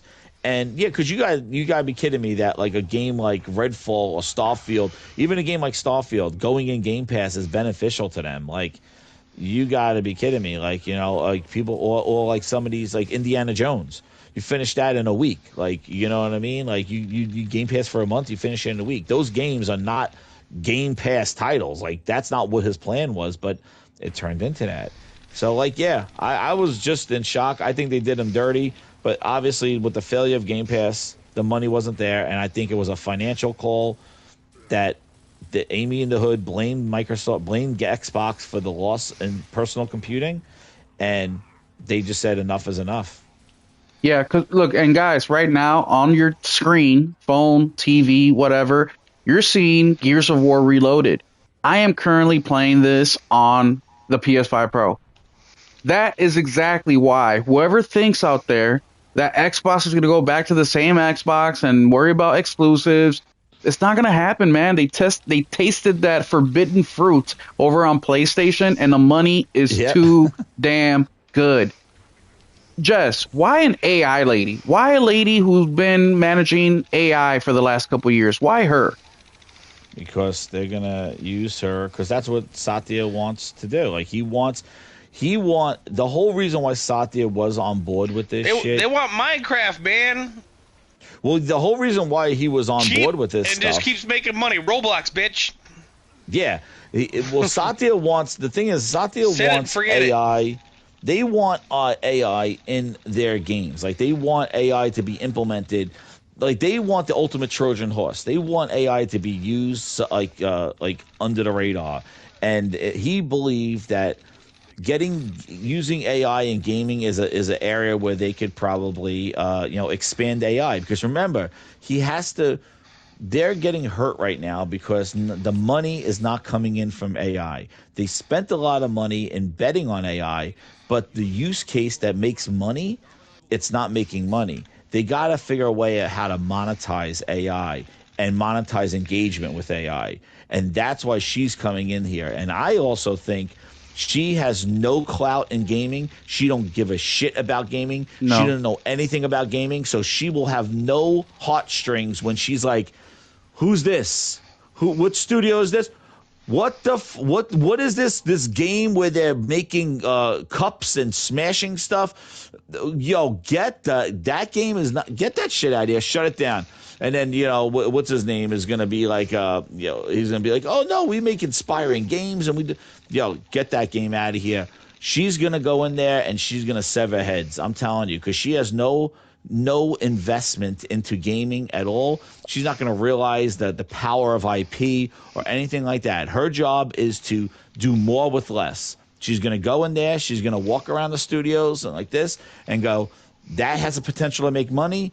Ninja Theory, no. That one hasn't made money. Nope. That has to get rid of that one, and she's going to start going in there. And I think she's going to first start with, how can you implement AI into your game? And if they don't do that pitch, she's going to say, okay, yeah, well, I think we're done with that one. Guess what, Grinders? You're going to hear this all the time. And guess what? I'm going to give Will the exclusive. Hit Shaminator. That's her name. The Shaminator. Shit. The Shaminator in the house. The Shaminator's here. She's going to come in here. The Shaminator. That's what she is. She's going to be walking in there. But Shaminator. But the Shaminator said this, Jess. She said, number one, my first job is simple. Understand what makes us work and protect it. Number two, the return of Xbox. We will recommit to our Xbox fans and players. And number three, the future of play. We're witnessing the reinvention of play. But she said all that, Jess. So that means that she cares about me. She wants me to buy another Xbox console, right? Well, what's interesting is, I would say, what do you mean bring Xbox back? Where was it? What are you saying that the previous regime wasn't doing what Satya wanted? Because I could guarantee you that Phil probably wanted that stuff, and she is coming in here get Xbox on track. How? And that's why that exclusive stuff. I'm like, no way is this person going to bring. She has no clue what exclusives are. All she said is, I hear you. That's all she said. She never said she was going to bring it back. She just said, I hear you. She didn't say, I hear you. She didn't say, we hear you. She didn't say, Xbox hears you. She said, hear you. Yes, true. AI response. That's very true. Very fucking. And the thing is, and if Sit is glazing PlayStation, oh, yeah, I've seen bootleg. Everybody adds I hear you, we hear you. It's different when somebody's just like, yeah, hear you. Hear you. That's a lot different than me saying, Will, I hear you. Yeah. Will, we hear you. No. Hear you. Sheesh. Yeah, shut the fuck up. No. Yeah, I hear you. What about Booty? Where does Booty fit into this, and why Booty is still here? Why is Booty here? Because he's the reason why they kept Booty, this is my thought, is because they cannot have a mutiny among studios. I think that too. If they cut Booty out of there, if they start sniffing around oh wait, they just got rid of everybody, they're gonna start being it's going down. They're just going to drop pencils. Yeah, people will stop working on games. There'll be disruption. It'll be exactly the situation that Activision went through when they were going through the Microsoft thing, where all of a sudden, they just said, well, I don't know if we're going to be owned by them, if we're going out of business. I don't know what's going on with us. And if you know your boss is going to fire you in a month, he don't want you to know that because, for the next 30 days, you ain't going to be doing shit. Exactly. So they need those studios pumping out production. That's the production line.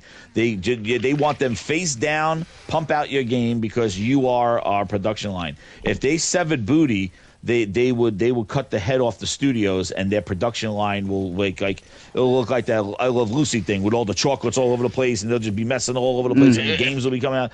Yeah. So they kept Booty for stability. And the thing is that I don't know how long he's going to probably stick around, because once Asha gets – and she's going to use Booty as to kind of get an idea of what's going on because she has no clue. So Booty updating her with like, the studio's working on this. And you got to remember, Booty is not a good talker and a salesman. No, Booty sucks. At all. Booty is not going to be in the best interest of the studios because he don't do anything. He delivers the coffee. I just get things out of their way. Under Booty, Bonnie Ross got fired. Like, he couldn't even cap for her ass.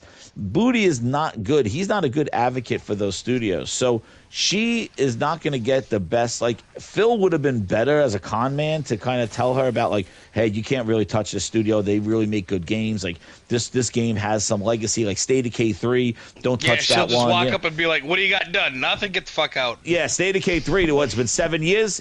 You're done. Wrap it up. Take a walk.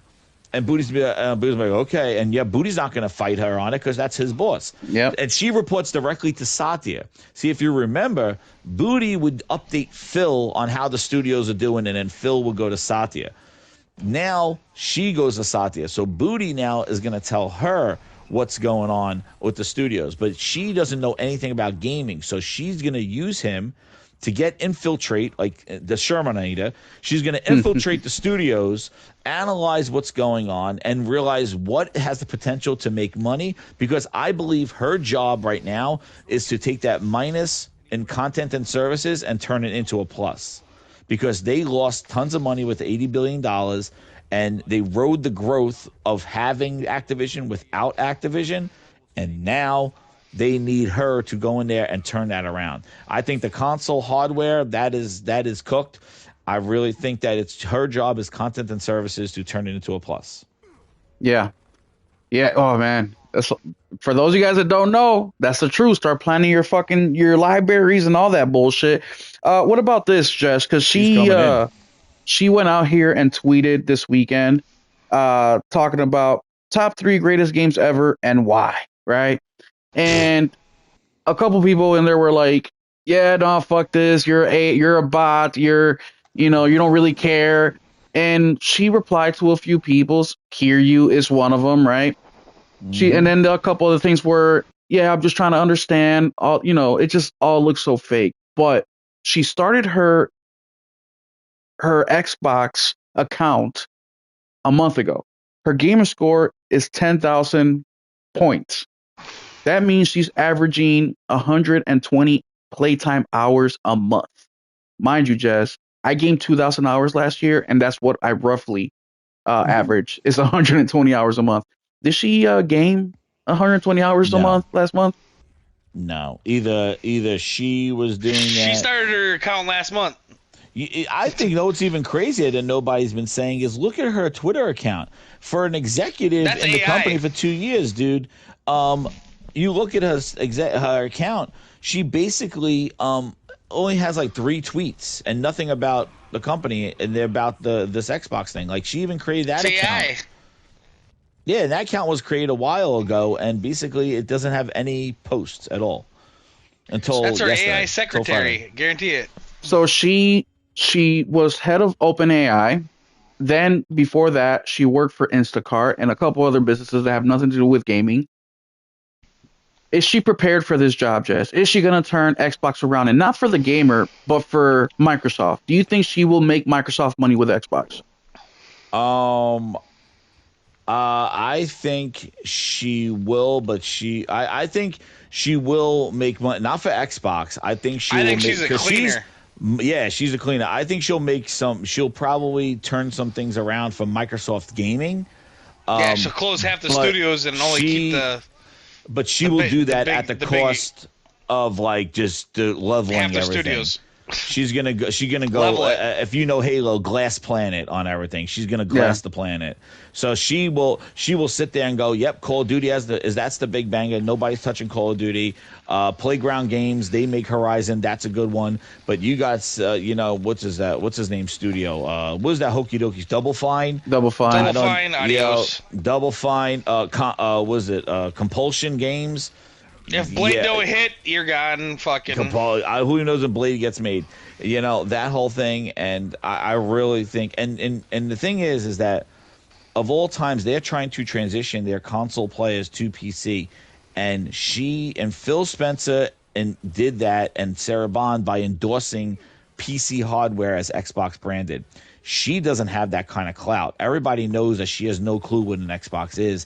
So she can't just pull a ROG Ally or a Dell, gaming machine going, this is our next Xbox, because people are going to be like, who this? And so it's going to be really hard to migrate any of that audience. So I think she's just Microsoft Gaming. She's going to look at what games make money, what games have the potential to incorporate AI and their AI agents into it, and coming up with AI features for games. And we're going to hear a lot about that kind of shit with like what AI can do for gaming, and maybe games that are made with AI codes, maybe AI features like it'll auto record some clips for you or some shit like that. She's going to talk about those things, because what she wants to do is she wants to monetize AI and implement it like a Trojan horse into games. And she's going to do it with the games that she sees fit for that stuff. Now you got to remember too. So she is now in charge of Microsoft Gaming, right? Tim Stewart last year, Minecraft, the CFO. Sea of Thieves, shit like that. Oh yeah, all like, that shit. Make a boat, but make some sails, make some. You know what I mean? Mm-hmm. And if you even look at what Tim Stewart now is the head of ZeniMax. So he's the finance guy. He went in front and led ZeniMax last year. So you got Satya planted all of his money people and AI people at the head of Xbox and gutted the legacy of Xbox there. And he don't care about the brands. He cares about making money, because his company as overall is getting hurt because of the lack of AI monetization. So the company is in shambles, is not doing good in the relative world of AI, and that's impacting him, and it's making Xbox stand out as like a double black eye. That's why Phil and Sarah are out, because he's like, I'm done with this. We are not doing well as an AI company. Nobody's using Copilot. The investors are pissed. And Xbox, you are just sitting here as the anchor bringing us down. We cannot have you being even worse than what our company is, because you're like a double black eye nutshot. We need new management here. The Phil Spencer, we love gamers is over. And you know what's I'm coming to now the last couple of days? I'm going to be crazy to say this, but I think we're going to say, remember Phil Spencer, the good old days. Oh shit! Like I think it's gonna get that bad that people are gonna be like, "Yo, Phil Spencer at least had some sort of connection," and we clowned on him so much that like it got worse. It's worse now. She's a cold-hearted AI. Yeah. So let me ask you this, Jess. And Mike Jones has a good question. What about Howard? What about him? Oh, Todd Howard? Yeah. Oh yeah, his games. I think he's fine, because I think there's a cushion with Tim Stewart there. Like Tim Stewart is running ZeniMax, so I think that is definitely gonna, there's money for him to make. But I do think that he's gonna get scoped. Like they're gonna say Todd Howard's gonna be on a string, and he's gonna have a special budget and shit like that. And I think he's. I think if the next Elder Scrolls don't sell fucking 20 million, his ass is grass. Well, yeah, and I think that they're done working on. I think Starfield gets an update. Like you already said, it's not the 2.0 update, because it's just a fix here, patches there. Like I think they're moving on from Starfield after that. Yeah, they already have. I think they already did. They'll probably port it to PlayStation and be done with it. The Ultimate Edition, and just come up with this 2.0 update, and that's it. Same thing with Avowed. Like they're done with that shit. Now that's on PlayStation. That's PlayStation's like the final. It's the Valhalla for them. Like it's the end. Yeah. I'm just saying, Todd Howard better hope that fucking the new Elder Scrolls sells fucking 50 million copies. I don't know, man. It depends on how vicious she is.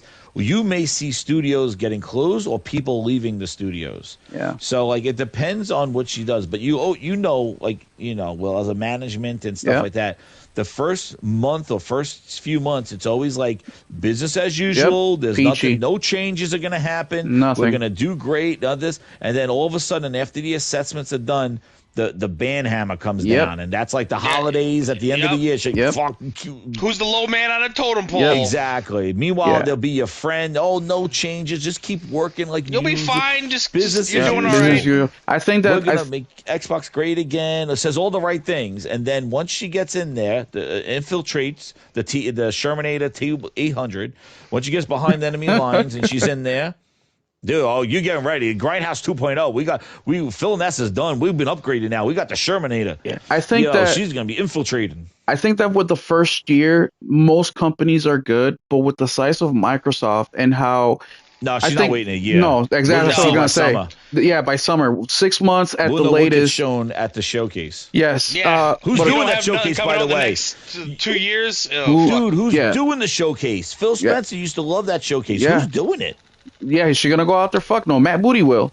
She's going to do a dance. Oh, but my God. Matt Booty don't talk to people. It's going to be the crazy thing. You know, like I was saying, normally you see the big changes happening a year after the takeover. This situation will not be nowhere near a year. Like Jess says, 6 months at the very latest. And look, Booty might just be the front man. You know, he won't even probably make any decisions whatsoever. He'll just be the spokesperson, the guy who go out of the showcases and show the face. That's all he will be. But Jess, the other thing too, what about this theory that I came up with is maybe Xbox just wants to clean house completely, and that's including their current gamers. Maybe they just want to establish a new consumer base and start to slowly get rid of the old gamer base that are from the 360 era, Xbox One era, and they just want to start fresh as a third party publisher. Is that a possibility?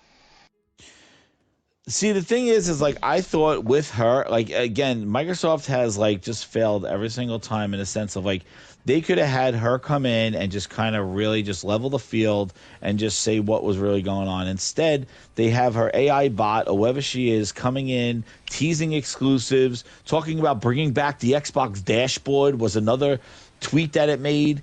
Like just weird ass shit. It's like, what are you doing? Like if you want to disengage, why you keep feeding into the thing that you gotta sever? Like you got to get rid of these fans because these fans are not doing. They want you to do the stuff that you don't want to do. Yeah. So why do you keep feeding? You're not going to do it anyways. So why you keep glazing them and torturing them and making it think like you're going to listen to them when you're not? And like every single friggin' time, even when Call of Duty got purchased, Phil could have just said, "Hey guys, stop calling the dog to the porch when you're not going to let the fucker inside." Exactly. Yeah. And like even with Call of Duty, even with Bethesda, there was so many times where Phil could have said, "Hey, Game Pass is going to be its thing, but wait, we ZeniMax, we're going to go like, those games will not be in Game Pass. You'll purchase those games. Call of Duty will not be in Game Pass. That game will be a purchase, but we'll still have our first parties from Compulsion and all of them will be in Game Pass." He had so many opportunities to kind of counter, and every single time he just said, "We're going deeper and deeper." And now they have a perfect time to have Shama come in there and go, "Hey guys, I'm going to learn about gaming. I'll get back to you in a couple of months, and I'm welcome to be here." The dopey ass is on day one is going, "Let's bring back the dashboard. I'll hear you about exclusives." It's like, what what are you doing? She already is done. Like, I think she's already cooked because they're going in her friggin' DM. They're going in her history and stuff. And they're like, "You don't know what the fuck you're talking about, lady." Yeah. I just, the thing that's concerning me out of all this, honestly, are the people that actually believe she's gonna change things for the good. They're lost. Jess, anything, do you think there'll be anything that she does that the gamers actually want to see? No, because she has no clue what the gamers want. I don't think she's going to do anything of. She's going to do what's going to keep her in her position. And her job to Satya is to make money and to clean house, do more with less, use AI where we can. Do we need 20 devs sitting around having coffee and talking over plants and shit? We could use one person and AI clients. Get rid of them. And that's what she's there for.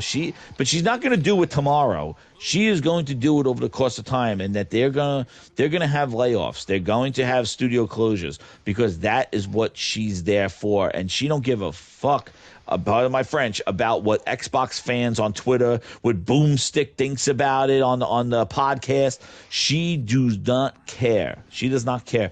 And it shows because the way she even interacted on day one was, if this thing isn't AI, the way it responded, like they are treating the people that created this thing less than. And that's what Microsoft does. They think we're stupid. They don't think we're educated customers. They think that we will just lead the way because Microsoft says so. And they realize they show that with the Windows Store. They're just like, if we just put it on there, we'll just lure them over. They'll just go there. It's like, and guess what happens?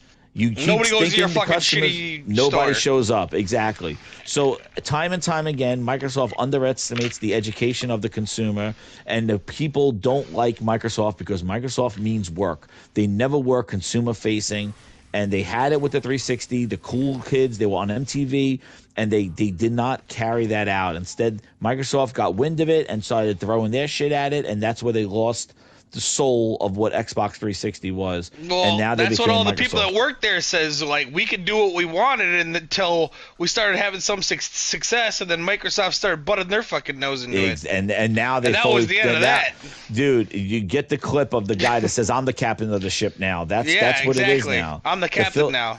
There's nobody, and that's why they're panicking right now, because they're trying to. We flew under the radar, and then we started having success with the 360, and that was that. Yeah, and these fans are getting really nervous, like going into her history and trying to talk to her and telling her, like, you need to embrace the community. You need to have a community event, like all these things like she should do, because they know that she has no intention of doing this. They're trying to coach her to be Phil, because that's what they need in order to stay loyal. And the problem is that she does not, that's not her thing. Like, that's not what she is.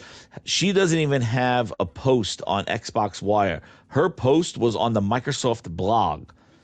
She wasn't on the gaming part of the Microsoft. She wasn't on the Xbox Wire. Hell, Phil Spencer's goodbye wasn't on. If you go to Xbox Wire right now, there's nothing about this. She's on the Microsoft blog from Satya introducing her, and Phil Spencer got a little paragraph at the bottom about what he thinks about it. That's what it is. Phil Spencer didn't even get a picture. So, Jess, she got a picture of her. Why even go on X and post shit? Like, what are your three favorite games? And maybe she's testing. Did you see the video that I showed yesterday about she creates AI clients for her life? Yep. I think you should. Yeah, that's actually, I think we're talking to her, one of her fucking. If you listen, children. One thing, Tim Dog, I was talking to. If you see what he's doing on Twitter now, he's highlighting that tomorrow, this week, is going to be an AI. They're going to flood their interwebs with AI clients. So basically, everything Xbox adds and so everything is going to be AI. And it's going to be like AI bots responding to this thing. What do you think about this? Getting feedback from people, AI bots getting feedback, and you don't even know who you're going to be talking to, real or not. But he says the AI clients for Xbox are coming in full force. He's going to do it. He said it's coming in starting tomorrow. What do you also think about people that are saying that Major Nelson's coming back? Oh, he's not. He's trying to get back in there because they don't want anybody from that regime. Like, that's the thing. They don't want that's why they got Phil and Sarah out of there. If they wanted Major Nelson to come back, then Sarah would have stayed there, but they don't want that thought process anymore because they realize that thought process that Satya, that Phil and Sarah were doing, that whole fan base and going out there taking pictures and smile, we're all here now, giving them Xbox cotton candy and all this other shit. That whole thing was not making Satya money. It was costing money. That's why he canceled FanFest. You know, it's like, no, we don't need to do this shit anymore. We don't need to give them tattoos. Let them get their own tattoos. You know, so that whole thing got pulled. They pulled all the FanFest. They pulled social features away from the Xbox console. They are in. Phil Spencer got us into this shithole. We now need to make money out of this thing because they are breathing down my neck, and I need to make sure that AI is making money and getting used. And now, by you implementing AI into all these games, I could go run to the investors and go, we just increased our AI usage 50%. Oh, wow, what happened? You know, Shermanator basically put AI into Call of Duty. You know what I mean? And now we got 1 billion users using Copilot. So what do you think is going to happen to Game Pass next? Do you think Game Pass will stick around? Do you think they'll raise pricing? Do you think they'll make it PC? And, like, what do you think? They'll get rid of the PC Game Pass, that $13 a month. That one's gone. I think what they'll do is they'll probably remove online play necessary because I think the next Xbox is just a full PC with a sticker on it. Yeah. And I think that they will increase the price of Game Pass, and they probably will start pulling out the big games out of Game Pass. I think Call of Duty might come out of Game Pass, and she's going to say, buy your shit there. Because, again, she does not care about the promises that Phil made. That's the reason why Phil and Sarah are not there. She will make those calls. Call of Duty's coming out of Game Pass. Elden Ring, yeah, that's a big game. That's not going in Game Pass. We'll still put stuff in Game Pass, but the games she'll start doing that. And I think that's what they will start doing. Because I bet you the studios are like that. I bet you the studios want to sell the games. The thing about Game Pass is too, you can't just turn it off immediately because you have contracts that go out 18, 24, but their first party studios, she could easily be like, you're not going in Game Pass, Well, one of the things I currently got Game Pass. I bought my PC in December. They gave me 3 months. 3 months. That's what I've been stacking. Yeah. So I'm probably gonna pay 1 more month out of it. Like I got High on Life. Look, I'm not a PC gamer. I tried playing High on Life. I'm like, I'm just gonna wait for the physical copy to go on PlayStation in a couple months. Fuck this shit. But for $16, if there's a month where there's a couple bangers in there that I'm interested in checking out before I buy, I'll hop in there. And I'm already iffy on it. I'm not a Game Pass player. Imagine all the PC Game Pass guys out there, right? That are taking advantage of the $15 a month versus the $30. Do you think that there is a way to transition people into the future model of Game Pass without day and date, like how PS Plus is now, and grow it instead of losing customers? Well, I think the issue that they have is that the Windows Store is like the worst place for gaming, and Steam dominates on PC. So they really, in order for Microsoft to have success on PC with their Play Anywhere, their cross-save, their Xbox experience, the game needs to be a Windows Store game, not a Steam game, because those features don't transfer into the Xbox app. Like, is your system compatible with this game? Can this game have cross saves and stuff like that? Like, the developers are gonna have to do that. The Play Anywhere doesn't work. You don't get the Steam version with it. So basically, in order for them to get the full feature set of the Game Pass and all that other stuff, it has to be a Windows version. So they are really fighting an uphill battle here, because the Game Pass main subscribers, a lot of them were probably console players. And they got to migrate them over with Play Anywhere to experience the Windows Store versions of these games and not have them jump to Steam, because Steam then breaks up the whole ecosystem. So they are really they're really in trouble in that sense there. But I do think that the Xbox Game Pass, I think the Game Pass goes up in price. Maybe she does put Call of Duty in there, but Call of Duty be like, $35 a month if you want Call of Duty, and then $20. I really think there's something going to happen in Game Pass that's going to really shake up everything. It has to anyway, because Xbox Live is not going to be a thing anymore, like online play with the new Xbox. So they I wouldn't be surprised if they start implementing AI features into Game Pass to offer more things that you don't want. Like, this is what they're going. They already did it. You get a discount if you put if you're using AI. Copilot prompts. The new level of Game Pass has like 100 Copilot prompts that you could ask for tips 100 times per month. And the other ones, you won't get that feature. They're going to throw that kind of shit in Game Pass to make it look like more value, just like they threw in like Fortnite, or they may throw in World of Warcraft monthly payments in there. They're just going to throw it like, charge more money and throw more stuff that doesn't really have value for everybody. Shit you don't want, but there's more of it. I called it the triple play. It's like, you're gonna get the TV. I just want internet. No.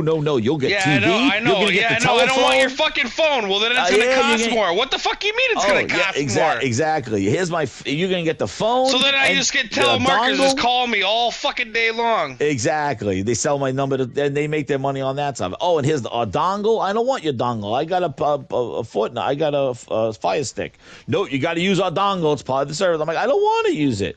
I hated that. I paid the extra $10 a month just not to have the phone. Yeah, and then if I say I don't want the phone anymore, they're like, everything goes up. Why? Because everything's a la carte now. You're not in the package anymore. I'm like, what? But if you put the phone in there, you're part of the package, and we write off all that other shit, and it's a better deal. And that's what they're going to treat Game Pass like. They're going to throw a whole bunch of shit in there that it's more, and if you don't get the premium deal, it's so much more. It'll be more money because they'll make it that way if you're not in the top bundle.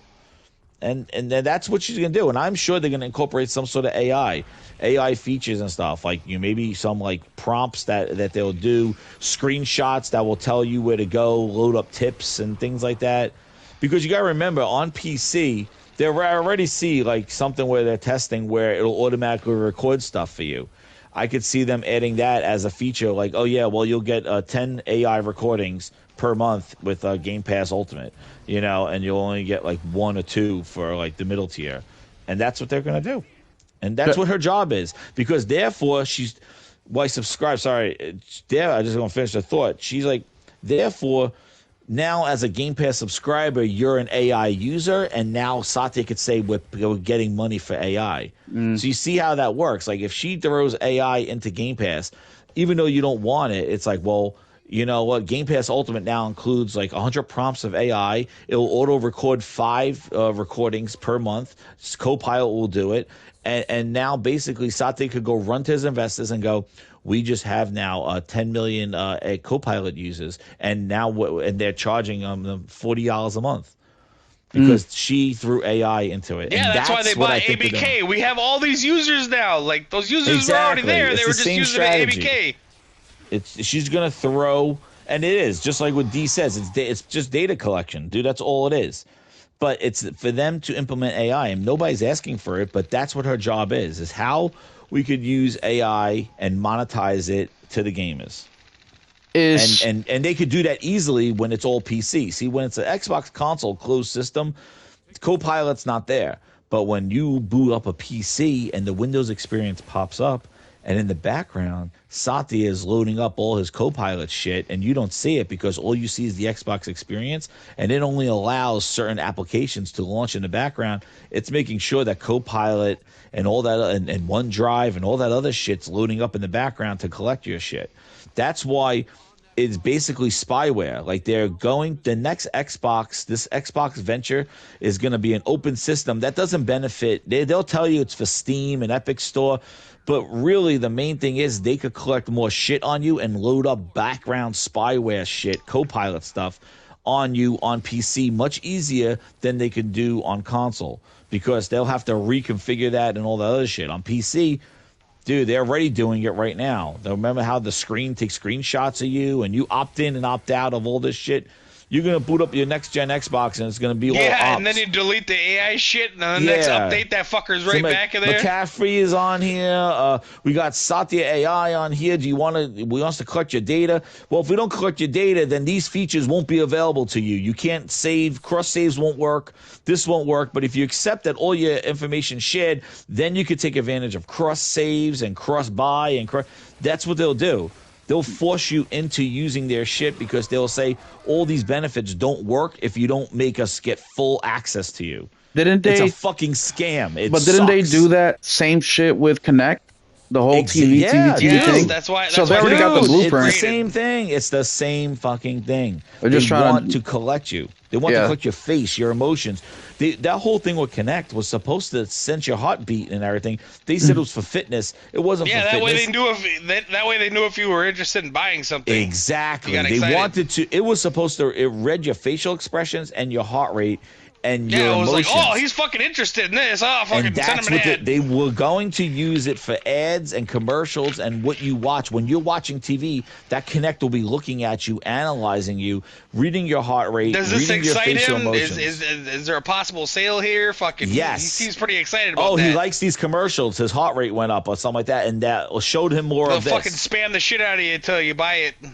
And what happened? The people said, I don't want that shit looking at me, and it botched the whole thing. Because remember, it wasn't Connect for gaming. That's why the games for Connect never came, because the idea of Connect wasn't about gaming. They try to make it a Trojan horse for gaming.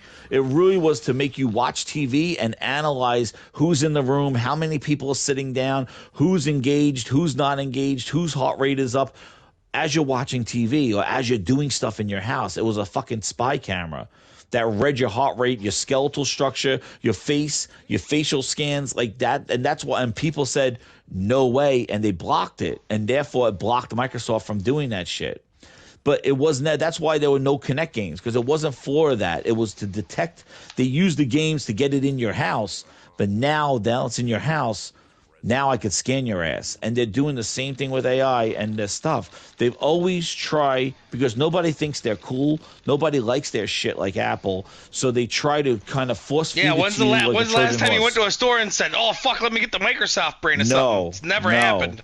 They know that, and they know everybody hates them. So what they do is they try to Trojan horse everything. They make you think it's one thing, but meanwhile it's doing something else. And that's what it is. Kinect was like that, and now this AI and Xbox gaming is like that. Same thing with Game Pass, dude. Game Pass was never about bringing great games, because we never got them in Game Pass. Instead, it was about getting engagement and trying to sell you low entry barriers. All of a sudden, $60 became a barrier. To buy a game is a fucking barrier. But that was a barrier, from their words, so that you go spend more money on the back end. They still wanted your $60. They didn't want $60. They wanted $160 by giving you a game for free, quote, so that you go spend $160 on underwear and hats. That's what they wanted. Is Xbox in too deep? Is there no way out for them? It's done. Even if she came in and made consoles exclusive again, came out with exclusive games, they can't go back anymore. They're not going. They can't do exclusives. Satya loves PlayStation. Oh, I know. They can't. I just want the listener to understand. Number one, stop getting the false hopes, man. The 360 days they've been gone. Okay, and they're not coming back. Any chance of them keeping exclusives went right out the window when they bought ABK. Yeah. Mm-hmm. Yeah, it's unfortunate, man. But that's the question that I have. It's like, why is she being so engaging on social media? Like, why? Like, you're not doing nothing here. It's not serving your purpose. As a matter of fact, I think it's working against you, because people can smell your bullshit and they're just criticizing the fuck out of you. Like, they're dismissing you before you even start work tomorrow morning, before you even clock in, lady. Yeah, I got two things they may do. She moving to Alpha's location now. Double down on their account and like create an official like a statement, like basically her saying like, hey, like a real post from her, and they'll double down. Or she creates another account. I don't know, but there's something coming. There's going to be a PR push tomorrow. I think tomorrow's going to be a big day, because I think it was prematurely on Friday. They just kind of get Phil Spencer out of there, and then I think tomorrow starts her regime where she's going to officially speak, a blog or something like, I'm going to do these things. Like, well, she already did it, actually. I don't know. It's going to be interesting to see what happens. Maybe she'll be on Xbox Podcast on Monday. Nah, she's not doing that shit. Maybe she should be on Cult of Eastwood. and that's the thing that you guys like. That's the thing that's scaring the shit out of all of them. That whole like hand me outs and free copies and how am I gonna get my fucking flight to FanFest? Dude, that access. Who's flying me out to Bethesda? That access is getting dried up right now. She's not one for that. That was a Phil Spencer thing, because that parasocial shit. She's not that. She's been through it. Now, she may do it to pretend, but she's gonna be fake as hell, because her job, like, so I was looking at some videos and they were saying like her thing was like basically getting engagement. Like, her thing is to get people on products, and she may just treat like what she's doing there. All her tweets and stuff are all ways to lure in, like the fucking Hansel and Gretel, like to lure in these people, these Xbox diehard fans. Like, yeah, sure, we'll do that. Come on in. Oh yeah, dashboard, right? You want the dashboard? Come on in. And then as soon as that door shuts behind you, Shaminator fucking rips off her skin. She fucking it is. That's what she's doing. She'll lure you in and pretend. She's the Trojan horse herself. I already see it. Like her saying those things, it's already trying to lure in this fan base, to lure them in, to get them to spread the word. And yeah, but I don't think she's gonna really go to the lengths of like sitting on podcast. First, what would she offer? Will Nelson, like, what would she offer on a podcast about gaming? Nothing. There's nothing to. Why would you want her on a gaming podcast? For what? Yeah, I mean to. What's your player? To kind of find out. Things. I mean, to find out what she's gonna be bringing to the table. You know what I mean? Because she said a few things, but nothing. What? I mean, maybe I don't. Maybe she. Maybe she's been I don't fucking know. 2 years. She's talking about the Xbox 360 dashboard. who knows? Maybe she knows all of Satya's pillow talk, and she can use that to leverage some fucking exclusives. I don't fucking know. No matter who it is, they what always would she revert offer? back to the 360. Have you ever noticed that? What would she offer? Yeah, they know, like they know exactly what to say, but they won't do it. And these Xbox fans don't catch on, going like, "Stop teasing me with this bullshit. You told me about it." Like when she did the "Hear You," I did the post where I was like, "Yeah, oh look, she did hear you." I was like, "Here's Phil Spencer saying I hear you 2 days before he did Just 4 Games." Damn. Yeah, he heard you. He knew exactly that wasn't good, but he's like, "I hear you." If you hear him, you know that you should not do this, but you did it anyway. Because the rumors were going around that you're putting games on PlayStation, and Phil Spencer says, "I hear you. We have a meeting coming up, like a event," and that was the Just 4 Games. Yeah, I don't. This like you said, there's nothing she's bringing to the table, and there's nothing that we can see that she can bring to the table. Yeah. Well, why would you want her on a gaming podcast? Just to show clout that you got a CEO. Yes. And I think it's so weird too. Her account says CEO at Xbox, but then when you go to her the blog where they announced her, she's CEO of Microsoft Gaming. Xbox is not in her title. Yeah. Xbox is not in her title. Xbox is not in Booty's title. Xbox is not in Aaron Greenberg's title. Well, Jess, it's because she hasn't started yet. Tomorrow, tomorrow will be. No, they look at her. She blog. just got an email. She got a fucking email and letting her know she's not job. Changing it to Xbox tomorrow. Satya already told her what a title is. No, she's putting the banner up and everything. She's gonna make her own YouTube channel. Maybe she will. Maybe she will. She's gonna do all that. That starts tomorrow. Though. Remember, her start date is the 23rd, guys. Damn, you guys are so anxious. Let her get her morning cup of coffee first. Damn. Yeah. Let's see. That Booty's gonna go get for her. You know what I mean? Booty's gonna give her that coffee. It's gonna smell like shit. No, Booty upgraded. He got espresso machines now. He don't make coffee anymore. He makes espressos. Jeez. Shit espressos. Yeah, it's gonna be interesting, man. Look, I've never Jess is more of an Xbox fan than me. He had the 360. He had the Xbox One. I got into the Xbox with the Series X because it was on sale for $300, and my sister ended up giving me the money as a birthday present any damn way. So I don't know how you guys feel as the Xbox fan, but I'm sure that whatever you feel, you felt it already 4 years ago, 3 years ago, 2 years ago. So I don't know. To be honest, I think it's like, my thing is that I really don't want to make fun. I think it's disheartening that they have taken these Xbox fans and done this to them, because it's crazy that even Phil Spencer, during his time, everything was fine. And as soon as Phil Spencer leaves, the Xbox fans go to her and say, "We want exclusives back." And it's like, but Phil Spencer saying exclusives don't matter. Sarah Bond just recently said end of last year exclusives are antiquated, and nobody pushed back on it. Instead, they sit back and accept it like the Skinner's box, where the dog just gets shocked, and it's just like after so many shocks, it doesn't react anymore.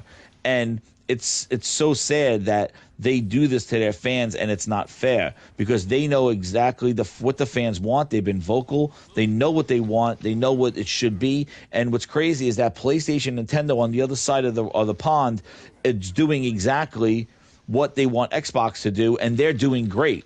Yeah. They're not sitting there. They make mistakes as well, but the thing is that their games are selling. They're pumping out great IP. They're making partnerships. They're getting deals. They're adding accessories to their console. They're adding features to their console. Nintendo is doing what it's doing, and it's like, well, they're doing it, and they seem to be doing all right. You are reluctant to do that because you say that that's antiquated, but dude, everybody be playing Wolverine, and nobody's gonna be saying like, "Oh, this is antiquated. Everybody should play."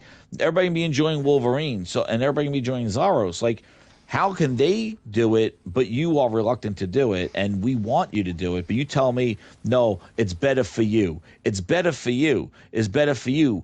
Why would I want to buy an Xbox console, and as I'm walking out, the first thing you tell me is you don't need that console? Or when I buy a game on Xbox, I'm sitting here with my console on my big screen, I buy a game and it's like, "You just got this on PC." It's like, why do I care? I just got my Xbox, I'm sitting on my TV. Why is that a benefit to me? I don't play on PC. But you got a PC version. I'm like, I don't have a PC that plays the game. But you got a PC version. Aren't you happy? Play anywhere. You don't need to play here. I'm like, I don't care. I bought your console to play your game. Why you keep telling me a benefit is to not play on the thing that I bought? And that was their strategy. I think there's a similarity between PlayStation and Xbox in the live service kind of way. Buy a fucking PC now? What are we talking about? It's that, Xbox wants to force you with the live service because that was what their whole plan was about, and it failed, and now they don't know what to do. They can't go back. They kept pushing forward like if it was going to change. They thought they had the juice. They thought they had the motion to change people's mind. We are now going through a resurgence with I don't want to say a resurgence, but live service just isn't the popular hot thing that it used to be, where people were so excited for the next new live service game to come out. Now the first party game is, and those are the ones that you hear selling 30 million copies. Look at Elden Ring. Look at Harry Potter. Ghost of Yotei, how it's Ghost of Yotei. All these first party games are where you're going to get your sales, right? And the reason Mario Kart, yeah, I mean Nintendo, anything Nintendo does. So the comparison between the two is that PlayStation dove head in with the live service shit. Xbox did the same thing, except that Xbox bet their whole company on it, where PlayStation bet a couple studios. What do you think about what I just said there, Jazz? Does that make sense? Yeah, well, I think the thing that changed stuff was that when Microsoft bought ZeniMax was not a live. They had the Elder Scrolls Online, but they really weren't a live service company, and that's where that whole kind of first party like single player game thing kind of took off from there, because the initial thing was to take live service stuff. But the thing is, I always believed Sony would dabble into things, and they still do. Like, they dabble into the service stuff. They didn't dabble in the service stuff. They went full fledged, and they almost fell off the cliff like Microsoft did. They were lucky to kind of reel it in and get back to what they're doing in the last couple of years, like refocus on that stuff and realize that was off the deep end that they went. But Microsoft, just like I said, they went off the deep end and they just kept going and going. They had a lot of times to reel it back in, to make it about the fans. Like, I never understood why. They went out and bought ZeniMax, and then it's like they didn't even let the fucking ink dry, and then they were out buying other shit. There's no reason about this day and date. It makes no sense. Like, for a single player game, why does a single player game need to release everywhere on day one? Why can't you have it on Xbox consoles for about a few months, then put it on PC and let it go there, add some more features, put it on Steam later on? Like, a multiplayer game, I can see you want everybody there, the big install base. But when you start doing Starfield everywhere, why? So everybody could play. It's like, but you can just let the Xbox guys play. And you see, the problem was that Starfield wasn't ready to be everywhere. You couldn't do full screen experience. You couldn't do full screen low resolution on Starfield on PC. There's all missing features on the PC version. Like, you were not ready to launch this on everything. You set the expectations, let it run the best on console, maybe even squeeze out 60 frames. Then you put it on PC, because it wasn't like 60 frames is not achievable. Why is 60 frames achievable when you put it on PlayStation? But on Xbox, it was a designer choice, artistic choice, 30 frames. It wasn't ready because they were spread too thin. They were trying to put it everywhere day one. If that was hurting your studios, why don't you just give them some console exclusives, let them enjoy it, then make sure all the features, ultra-wide screen, all the sliders is all ready for the PC version, get their expectations met, and do it like that. Why rush it all out day one? It's half-assed. It gets bad reviews. What for a single-player game? And they try to tell people, oh, it's for more people to play more games. They said it for 7 years and never did anything. You still have to put it on PlayStation. It's going to be interesting. I mean, look, we all know that as the years have gone on, more and more Xbox games are coming. Heck, even the bots were complaining that on the last State of Play, hey, Xbox puts PlayStation, Nintendo, and Xbox whenever they put out a game. How come PlayStation couldn't do the same thing? Like any other platform holder has done that ever in the history of video games up until Xbox started doing it last year. Come on now. Yeah, so we can see that PlayStation, I mean, they're still playing. Why the hell am I going to advertise your platform?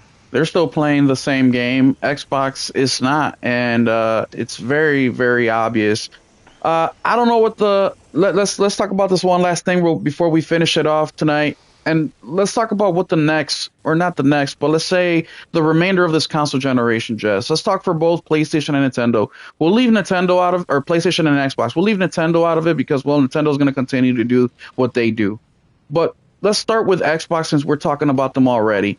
What do you think the rest of this console generation looks like for them and the beginning of the next console generation? Do you think that they're going to finish it out exactly how they're doing, with dropping things third party, wrapping up whatever games they're making, like E-Day coming to everywhere? Or do you think they'll do some reverse changing right away, or a different type of change that we may not even know of?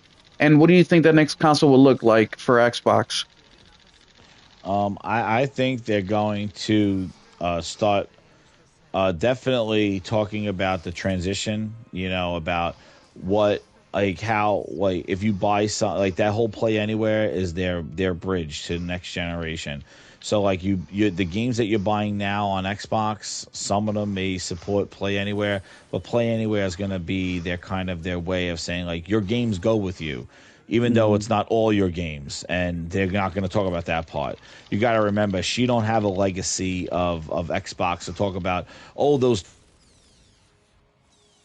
360 games that you purchased, they're coming with you. Like, yo, man. And that guy, Jason Ronald, Gaming Gandalf, that guy, Mr. I think, like, he is not, they don't have the spokesperson anymore. So I don't know how they're going to, like, I think their bishops are exposed. Like, their marketing and their vocal, Phil Spencer and Sarah Bond were their PR people. They were like, they can make shit smell nice. Just with smiling and taking pictures and engaging. They don't have that now. So like everything they do is going to be like Satya announcing this shit, and that's never fun.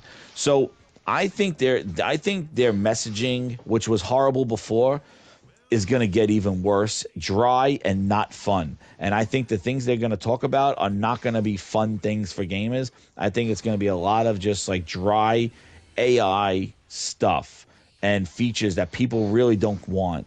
I think they're going to have some decent games. Like, I think I'm interested in Halo. Hopefully their games come out polished. Hopefully Halo with Unreal 5, does well. But again, that's just a remake. I'm excited for Gears E-Day. Hopefully they cook with that. I think that's like one of the big games I'm excited for. Fable looks all right. It's just a remake, but fucking the remaster, they couldn't get that right either. Well, Halo's a remaster, so I don't know how that engine. They said that thing was stuttering when they played it, and that's that Unreal 5 stutter. So that could ruin that whole experience. Gears, I'm excited about. Look at the Master Chief Collection. It took like 3 years to get that shit to run right. Well, that was them. But I think Halo is going to be good. Hopefully, it just doesn't stutter when it comes out. I'm interested in that. I wish I had multiplayer in it. And then I think Gears I'm excited for. I really want to play that. Mm-hmm. And then Fable, I think, looks good. It's just a lot of the elements of the RPG need to be demonstrated. They need to kind of show like the story, why you want to romance everybody, or what benefits it is. They need to show that whole thing. And then I think that they got Time Clock Revolution or whatever. That looks awesome, but I don't know when that's coming out. But Clockwork looks really cool. Like, I think they got the games that actually could that are pretty solid. I don't think there's anything that could blow the roof off anything, but I do think that they have maybe Gears. If they bring Gears back to ARMS and they got the Dom and it's a really good story. Hey, bringing it back was the smartest thing they could do. It's smart, dude. It honestly makes it like you have to try to fuck this up. Like the story's written for you already. All you gotta do is put characters. And you know what I mean? It's all based on lore and shit. Marcus and Dom. Before the Emergence Day, that's. You know what's funny? Me and my oldest were just watching Dom die right before this podcast. No, that's all right. I'm joking. So sorry, but it's been a minute. I think But 15 years. If you ain't figured it out by now, he wasn't in the recent games. I think that I think Gears E-Day has a chance to really do something awesome. Hopefully they evolve the multiplayer too, because I think it's the smartest thing for them. And just the one thing that concerns me with everything is that I feel that her, maybe her there is not gonna make these games get the limelight that they should get. Maybe she's gonna be focusing on her AI implementation or other things.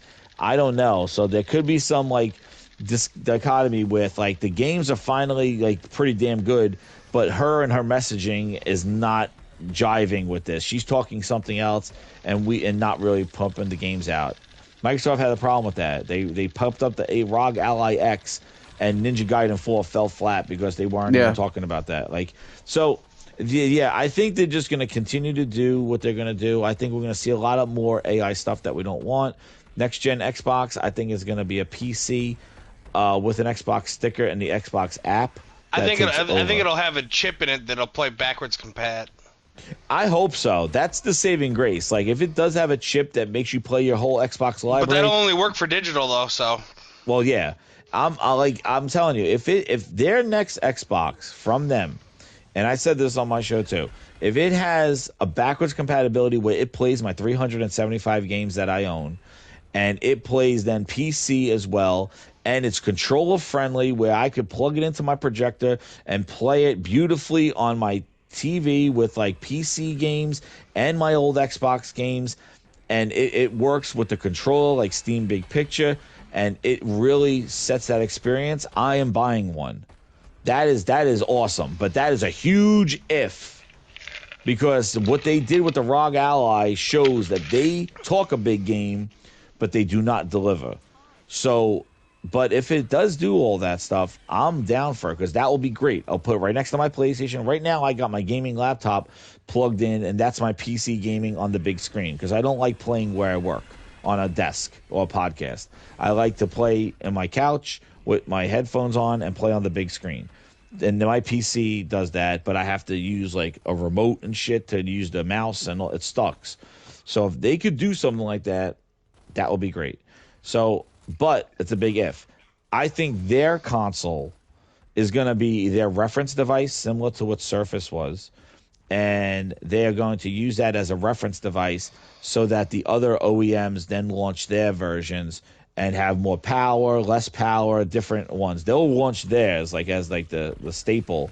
And then HP, all of them will do different configurations of these kind of console-fied PCs. They're basically boxes that go under your TV, but they're PCs. They're mini towers, basically. They're mini towers, basically what they are. But I think that's what hear you. Somebody says hear you. Oh my God! Like, but yeah, it's like I think that's what it is. I think that it's very disruptive right now, and this could be something that we look back on months from now and go like, yo, like think about it. GDC, where they're going to talk about things like this, is in a couple of weeks. She's not going to talk to GDC, and no, she's not there to GDC. June showcase. I guess that girl does it. Like, she kind of cuts the videos and stuff like that. But like, who's the presence there? Matt Booties opens it up. I don't know. And then you got to look at GTA 6. Like, I put that tweet out. We had Phil Spencer and Sarah Bond gone from Xbox before GTA 6. Like, yeah, that's it true. is like the worst. And think about it. The worst thing they can do is talk about a PC Xbox Magnus when GTA 6 is not playable on it. Yeah. If it's a PC. If it has the chip, then they're good as gold. And that might even entice PC players to get it. You know what I mean? That's a WW. If imagine if this thing has a chip in it where it's an Xbox and a full-blown PC, and it could play GTA 6 and be a PC as well. I'm telling you, I'm buying it. Like, that's great, but I still don't understand the chip part of it, because it's not going to get developer support, because it basically is it's not going to have any future. It's going to be more of a backwards compatible chip. You know? You only have how long they just decide to support the Xbox. Exactly. They're not going to make games specifically for the new thing. No, exactly. Fuck no. For 5 million. Fuck no. It'll be like a back compat chip, like sort of like how the PlayStation 3 launched with like the PS2 engine. With the 2-in-1. Yeah, it had the PlayStation 2, like the engine in it. Yeah, the Emotion engine in it, and then they pulled that chip out. But yeah, that's what I could think of. Like, it will be a chip, and if it is, I'm for it. I'll get it. Definitely I'm up that for has value to me. I'm up for sale, man. Look, I every console generation I'm up for sale. I go with whoever can sell me Of course, I like the DualSense Edge is my favorite controller of all time. I absolutely love it. I think it adds to I'm playing Gears Reloaded right now, and it's way better than playing it on Xbox because you feel the fucking controllers, the pressure points, all that shit. For Xbox, I just don't know. Like if I go with your route, if they do come out something, it's just a multi-platform kind of deal where anybody can jump in and play any video game. I don't think it'll do anything extra. I hope it does. I hope that it's competitive. I hope that it tries to crush whatever PlayStation's doing. But once again, the games do the talking. Like I said the other day, on Friday when the news broke out, is if Xbox wants to stay third party, in order to get people to buy their hardware, they need to do something where it outperforms PlayStation and Nintendo for cheaper. That's the only way I can see them even getting close. This thing's going to be very expensive. That's the thing. Like this thing their reference device, they're going to make money back on it. They're not, because you got to think about it. If you could put Steam on it, you're not going to get your money back on it. But again, I don't know how they'll do it with the chip in this thing. I don't know. Like, I don't know what's in AMD's chip that will make it play Xbox games, unless it is an Xbox chip and they manage to take, basically if they manage to take a Series X and put Windows on it.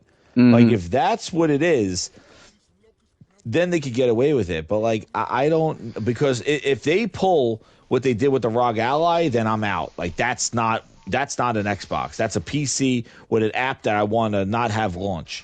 So if they you'll just wait for them to say, well, it's launching like this, but we have all this shit coming. I've heard that shit before. No, so if they're gonna say, like, if they say we have an Xbox mode with this chip boots up into it and you can play Xbox games and then you can launch PC when you want to, then that's a different scenario, which I've always said that's something that may interest me. But if it's what they did with the ROG, that's horseshit.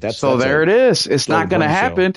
So, I mean, what's the fucking point then? If they're not going to do a hardware that is more powerful than a PS6 for cheaper.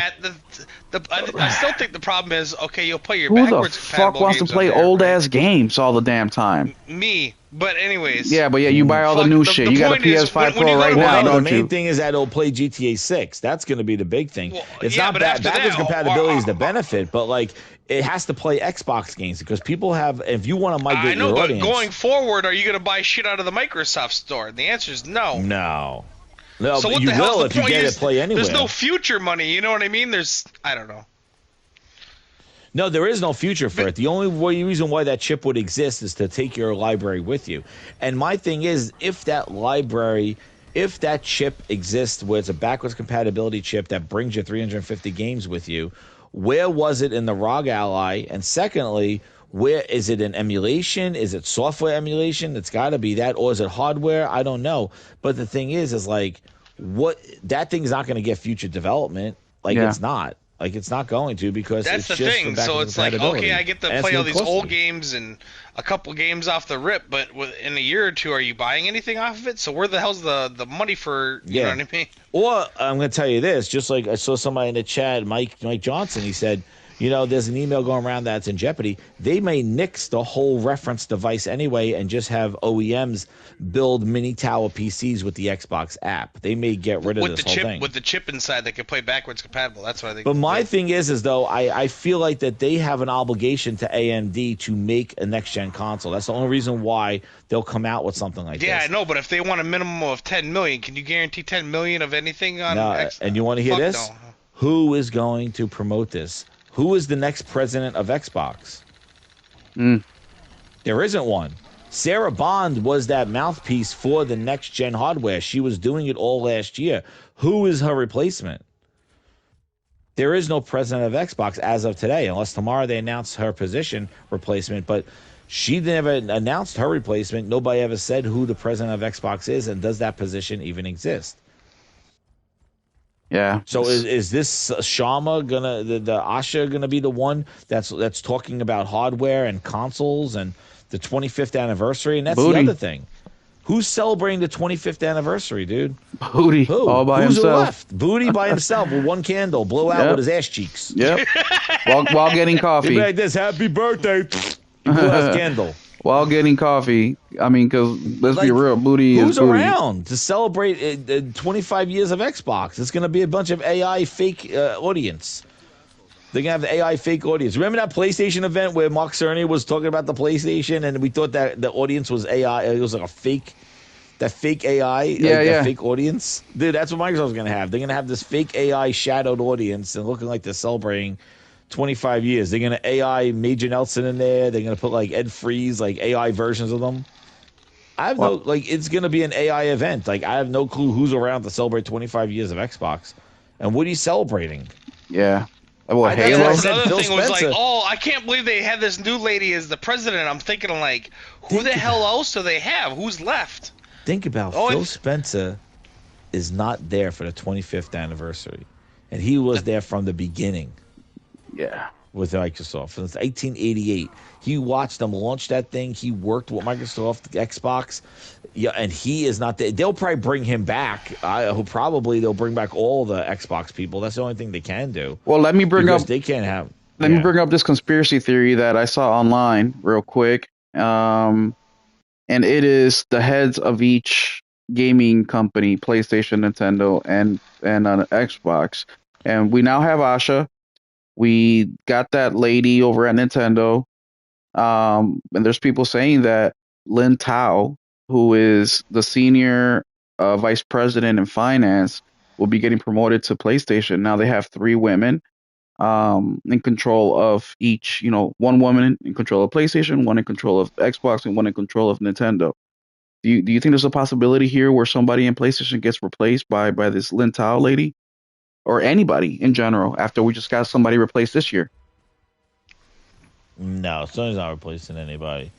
They had their whole thing with Herman fighting with that other guy, the hardware guy. Sony is they're not changing any executives. You think Sony or Herman's job is pretty secure for now? Yeah, I think he's fine. I think he messed up with the Bluepoint stuff, but that was a Sony decision. That wasn't. Yeah, that's not on Herman. Him. That's the Herman. Herman just delivered the bad news. He's doing exactly. I'm still pissed at him for Concord. This is our next Star Wars IP. Star Wars my ass. I think Herman. He's so enamored with Aloy right now. I think they gotta stop shoving that Horizon dude. I love Aloy. Face. I just don't want no live service from them in regards to Halo. I think Horizon's a great game, but I just think they got to stop. They're not. I don't think they're doing that franchise any benefits by doing Lego Horizon, the VR Horizon, which was not bad. I like the VR Horizon, but it was kind of mid. It was kind of mid. It was just climbing game really. You saw her a couple of times. Yeah, it looked great. It was so great. They dropped the ball on VR. Big time. Oh, big time. And it's not that they don't have VR games real quick, guys. For you guys saying, they got 600 They do. They got a ton of VR games. But it's the PlayStation first party. That's what sells the hardware, guys. And their IP. You want to make a multiplayer Spider-Man, but you don't make a VR Spider-Man? I got a MetaQuest 3, and that thing is fucking awesome. And it's got exclusives that you can't play anywhere else. But since we're talking about PlayStation real quick, let's finish it off with that. What do you think about? There was an interview with Sean Layden saying that the PS6 will have a disc drive. Speaking of that, what do you think the PS6? Do you think the PS6 will come with a disc drive, Jess? Maybe a bundle, but it's gonna be like that removable disc drive. Yeah, like on the Pro. Yeah, or they'll sell it and they'll say just like the Pro. Yeah, they're gonna do exactly like the Pro. They'll sell it and they'll say go buy a disc drive if you want one. Who knows? It might be the same disc drive. Who knows? Maybe a new one. And they'll just be like, buy a disc drive. That's the way they get by it. It's not coming with the disc drive unless they sell a bundle with it. But it's going to be one of those optional add-ons. I agree. Which I think is not bad. I think that's great. I actually like it because I got 3 PlayStation 3s where the fucking disc drive don't work. You just became a physical guy this year. And one without, and it's great that you could kind of hey, if you want to save $80, you don't have to buy it, and you could basically use it digital, and then if you want it down the line, you can. I think if you change your mind, or if it breaks, you can if you want to watch movies, or if you like Blu-rays, you want to I have no Blu-ray player anymore. Have all these Blu-rays, then you could buy an $8 drive and make your PlayStation Blu-ray player. Yeah. Now and for those of you guys that place. There's still a lot of countries in the world that have shitty internet. Hell, even our own country has shitty internet in some areas. So I don't think we'll go fully digital quite yet. I think we still have one more console generation before we do. But anything else that we think let me ask you this, Jess, because I don't think I've heard you. What's your guesstimate on the PS6? You think it'll be 2030, 2028? What do you think? As far as possible, because I don't care. Yeah, me neither. I don't care either. I really don't care. I don't even want to hear about I need the PlayStation games 6 until every single one of their studios releases a goddamn game. Exactly. I don't want to hear about PlayStation 6 because with Ben, if Ben's still around, it'll be fucking 2032 at the unless earliest. they close them all down. But yeah, I think PlayStation 6. I think I could care less about it, and I really think what they need to do is embrace more of just the games that need to come out to take advantage of it. Like you play Ghost of Yotei, you see how incredible that looks on the Pro. Death Stranding 2 on the Pro. Just keep cooking with that stuff. And then the PlayStation 6 will come eventually. Like, I'm not in no rush for it. Yeah. If they announce new hardware, I'm a hardware junkie. Probably, be interested in getting one. Like, I'm not going to sit here I'm not going to ask for it, but if it shows up in the store, I'm going to buy it. Exactly. If it shows up. That's how I don't care. Give me some damn games. Yeah. That's what I want. And I get pissed off when they start talking to everybody's arguing about the RDNA. I'm like, didn't anybody learn their lesson from the other consoles? Like, it doesn't matter what RDNA version it has. Yeah, it doesn't who fucking cares? It depends on how advantage, because the Xbox Series X is more powerful, and it did nothing this whole generation. It didn't even leverage that power since launch. Yeah, and the games look worse on it, and that's even more of a problem. So like, it just shows, like, on paper, it doesn't matter how much RAM, how much power, what DNA it's using. Yeah. It all depends on how the studios are using it. And I tell you, my DNA, our DNA, your Phil's DNA. Now it's not Phil's DNA. Now it's Shama DNA. Now the thing is that if you look at the whole point, is I think the Xbox Series X got hurt because of the whole put your game everywhere type thing, because I think that they weren't able to take advantages of the closed system because they were so worried about putting it everywhere. And I think that was hurt the system. And that's why you see with the PlayStation 5, the price to performance of what you're getting with some of these games is great, because they're able to focus development and to get the most out of the console. That's the whole point of it. The price to performance is there. So that's one thing that Xbox could never prove, because they were so worried about all over the place. And this thing with this 360, with the next Xbox being a PC, I really think that who knows what they do with it, but it could run the games great. There's also that Steam Deck, the Steam machine that comes out too. Like, it is, and is the Xbox Magnus upgradable? Like, Microsoft is going to rush whatever this generation is, because they want to get out of the console business, because it is minus 30-40%. That's Asha is not sitting there with those numbers next to her name. That's the other thing. I'm sure she's coming in. She's 36. She's AI. She's very smart. She turned things around. She's going to measure herself, and she's not going to be sitting there going, my numbers are minus 40% in console. The first thing she's going to do is let's get this off of our thing. We're not selling this anymore. Yeah. Let's get this blemishing, because that's what I would do. Yeah, she's coming in there. Those numbers are her numbers now. Yeah, so why are we making these when we're only selling 50,000 a month? Exactly. She's going to be like, excuse me, you know what? Either increase the price of these things so we could reduce the margins, increase the price of the console, or let's stop manufacturing them and just sell whatever inventory we got. And I think that's going to be her first thing, is we got to address those hardware numbers, because that's bringing that shit down. You know what I mean? But she's not going to do it tomorrow. But I think that's going to be her move. Maybe in June, she's going to be start talking about our next hardware, because we got to get rid of this hardware. Nobody's buying it. Start talking about the PC one. Mm-hmm. And then we could get rid of this blemish here, because then when investors say, well, why are you minus 40% in Xbox hardware? She'll be like, well, we announced our new hardware, so we're just selling off our inventory here. It gives her a scapegoat to get off that number, because believe me, she's going to measure herself by those numbers. She's the new person in there. She knows nothing about gaming. She's business, and she's not going to want to see a minus 30% in the Xbox hardware. She's going to be like, announce our new shit in June. Yeah. At Project Magnus, and then when the investors say, why are we down, I get to say we launched our new one. It's the biggest number that's working against them. You know what I mean? It's the cost is just ridiculous. I mean, and even with games, you can at least get something back out of it. But with a console, it's not selling, man. Also, I think that thing costs $700 to manufacture out the gate. We found that out in the ABK trials. Like, how many people are you getting $200 back from? That's why they had to. They're like, we're not taking a loss in this anymore. Well, when you cost that much more to produce than a PlayStation, how the hell are you going to compete with them? Yeah. Yeah, I mean, I got a feeling my Series X is going to be worth $1,000 in fucking 2 years, so I'm going to keep on to that bad boy. I only paid $300. I'm going to be up, baby. That's going to pay for my PS6. You better trade that thing in, because that thing, as soon as Asha gets around of it, that thing's value is going to plummet. Nah, bro, there's going to be some bot in fucking 5 years that's going to be like, oh, I remember the good old days with my buddy Phil. He signed my ass that one time at fucking Summer Game Fest. And he's going to be like, I'll pay you $5,000 for it. I'm like, all right, cool. And I got Horizon 4, which got discontinued or delisted, my boy. You're coming up. But either way, thank you guys so much for showing up tonight, man. Will's got to be starting another stream in about 30 minutes for all my Resident Evil fans. We started Resident Evil week Friday. So we're going to continue on with Resident Evil after this. But thank you so much for showing up for tonight's show. I'm so happy that Jess hung out with us and talked Xbox with us. Man. It's always fun listening to Jess. Yeah, are you gonna be out again tomorrow?